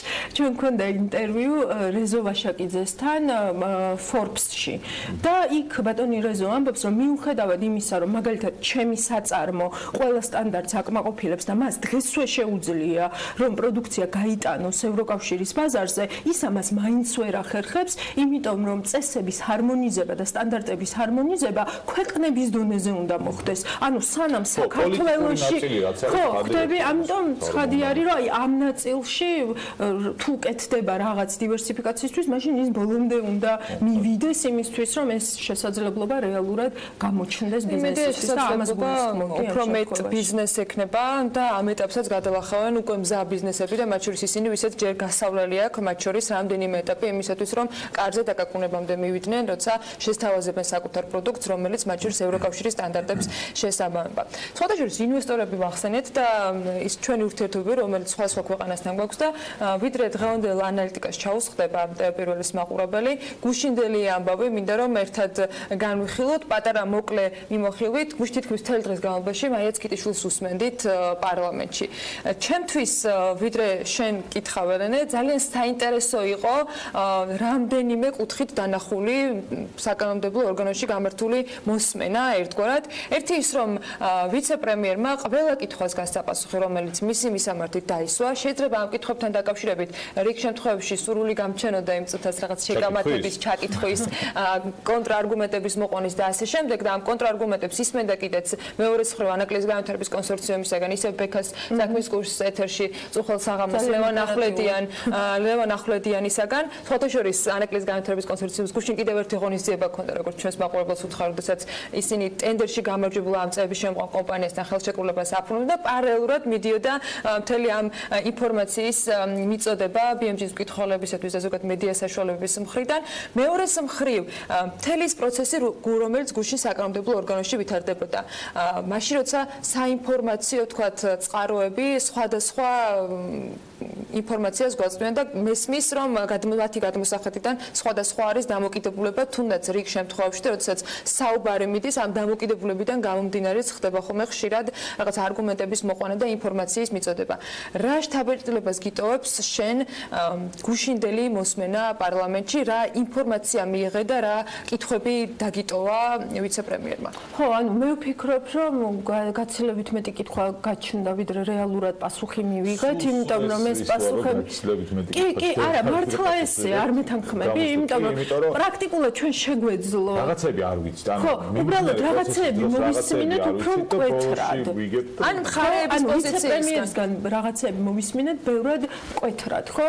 მათ შორის რომ შესაძლებლობა არსებობს, რომ სხვა ინვესტორმა დაასრულოს ეს პროცესი და ასე შემდეგ, ხო? ანუ ამიტომ ვამბობ, რომ ბევრად მეტი კითხვა გაჩნდა, ვიდრე რეალურად პასუხი მივიღეთ და მე ვფიქრობ, რომ ესე ვთქვათ, აი ეს საუბარი, რომ ჩვენ გვინდა და მუშაობთ ამ ინვესტორთან, რომ გადავარჩინოთ ეს პროექტი, ხო? ანუ რამდენად რეალურად ესე არის, ამ თემასთან დაკავშირებითაც დამრჩა კითხვა, იმიტომ რომ როგორ შეიძლება ეს ასეთნაირად იყოს, რომ ვიცე-პრემიერი ერთ საუბრობდეს, მერე ბექასთან კონსორციუმი მას სხვას პასუხობდეს და რეალურად არ იყოს აი ეს თანხმედრა და მზაობა, ესე ვთქვათ, ვართ ისე დასკვნების გამოტანის რეჟიმში. და სხვათა შორის ძალიან საინტერესო იყო, თორ ვცდები ბატონმა ზურაბ ჭიაბერაშვილმა თქვა თავის კითხვაში, რომ ანუ არის რაღაცეები, რაც არ შესრულდა, ესე ვთქვათ, ინვესტორის მხრიდან, მაგრამ ასეთივე პუნქტები არსებობს, რაც არ შესრულდა, ესე ვთქვათ, ხელისუფლების მხრიდან და ვფიქრობ, კარგი არის, რომ გავარკვიოთ, ანუ ეს პუნქტები ძალიან საინტერესო არის იმისთვის, რომ სრული სურათი გვქონდეს, ანუ რა ხდება ამ ძალიან მნიშვნელოვანი ჟურნალისტების, მოქალაქეების, ადამიანების, ვინც ამ ქვეყანას ხო ყველაზე მნიშვნელოვანი ინტერესი არის ის, რომ ეს პროექტი განხორციელდეს, ხო, e-სპორტი უნდა გაკეთდეს, ნამდვილად არის კონსენსუსი. რაღაცა ორი თემაზეა კონსენსუსი მეგონი. ერთი ის, რომ ეს პროექტი უნდა გაკეთდეს და კიდევ ერთი თემა, რომელზეც კონსენსუსი არსებობს, მათ შორის სახელმწიფოს მხრიდან და თავად ანაკლის კონსორციუმის მხრიდან, რომ ანაკლის თემაზე კითხვა აღარ ისმის, საერთოდ ის გვჭირდება თუ არ გვჭირდება, თუ რა ხმაწყლოვანი პორტი და და ესეც მე მგონი მნიშვნელოვანი გზავნილი იყო მათ შორის ვიცე-პრემიერისგან, რომელმაც მეორე მხრიდან დაადასტურა, რომ მართალია წინა ვიცე-პრემიერს არ დავეთანხმები, რომ ესე ვთქვათ პროკურატურამ კარგი საქმე გააკეთა და ამით დადგა დღის წესრიგში ანაკლიის სპორტის მნიშვნელობა ბევრი ჩვენგანისთვის უბრალოდ ნათელი არის, რომ მაწვოვანი სპორტი ამ სხვა გზებით შეიძლებოდა ამის პროკურატურა ნამდვილად აი ძალიან ოპტიმისტური შეხედვა. თუმცა ბევრ რაღაცას შეიძლება არ დავეთანხმოთ ან დავეთანხმოთ რესპონდენტებს, რომლებიც ამ თემასთან დაკავშირებით არიან ძირითადი წყაროები, მაგრამ მაინც გონია რომ დღეს ვართ მხოლოდ ანალიზის რეჟიმში ჩვენ, როცა შეგვიძლია მხარებს მოусმინოთ და რაღაცა კონკრეტიკასთან დაკავშირებით ცოტა უფრო მეტი ინფორმაცია გვჭირდება. 15 წლის შემდეგ იმედია კარგად გავიხსენებთ ამ პერიოდს. იმედი მაქვს 15 წელი, ხო, ძალიან ოპტიმისტური გადმოსახედი იყო შენი მხრიდან, მეც და პესიმისტურად უყურებ უკვე ამ ყველაფერს, მაგრამ ნახოთ. იმედი მაქვს რომ ყოველ შემთხვევაში გაცხადებული სურვილი იმის, რომ ეს პროექტი შედგეს, ორივე მხრიდან იქნება ასრულებული და ძალისხმევა არ იქნება არც ერთი მხრიდან დაშვებული. წარმატებულ ეთერს გისურვებ. წარმატებულ ანალიტიკას ვუსურვებ ჩვენს მაყურებელს, რომელიც დარწმუნებული ვარ, რომ სამივე გამოშვება ძალიან დიდი ინტერესით მიადევნებს თვალს, ბევრი საინტერესო გელოდება და ძალიან ბევრი საინტერესო რესპონდენტის მასპინძლობა შედგება ამ სტუდიაში დღის განმავლობაში. მე ორშაბათამდე გემშვიდობებით, ასევე საინტერესო სტუმრებს გვპირდებით ორშაბათიდან დილის 8 საათიდან, ისევ საქმიანი დილის ეთერში. ბედნიერ უქმეებს გისურვებთ და ორშაბათამდე შაბათს წარმატებები საქართველოს ეროვნულ ნაკრებს ფეხბურთში შვეიცარიასთან. აი ევროპა იმედია შვეიცარიას მოვუგებთ. ბევრი რამით არიან წინ, მაგრამ ხვალ იმედი ვაჭრობთ. ბედნიერი უქმეები.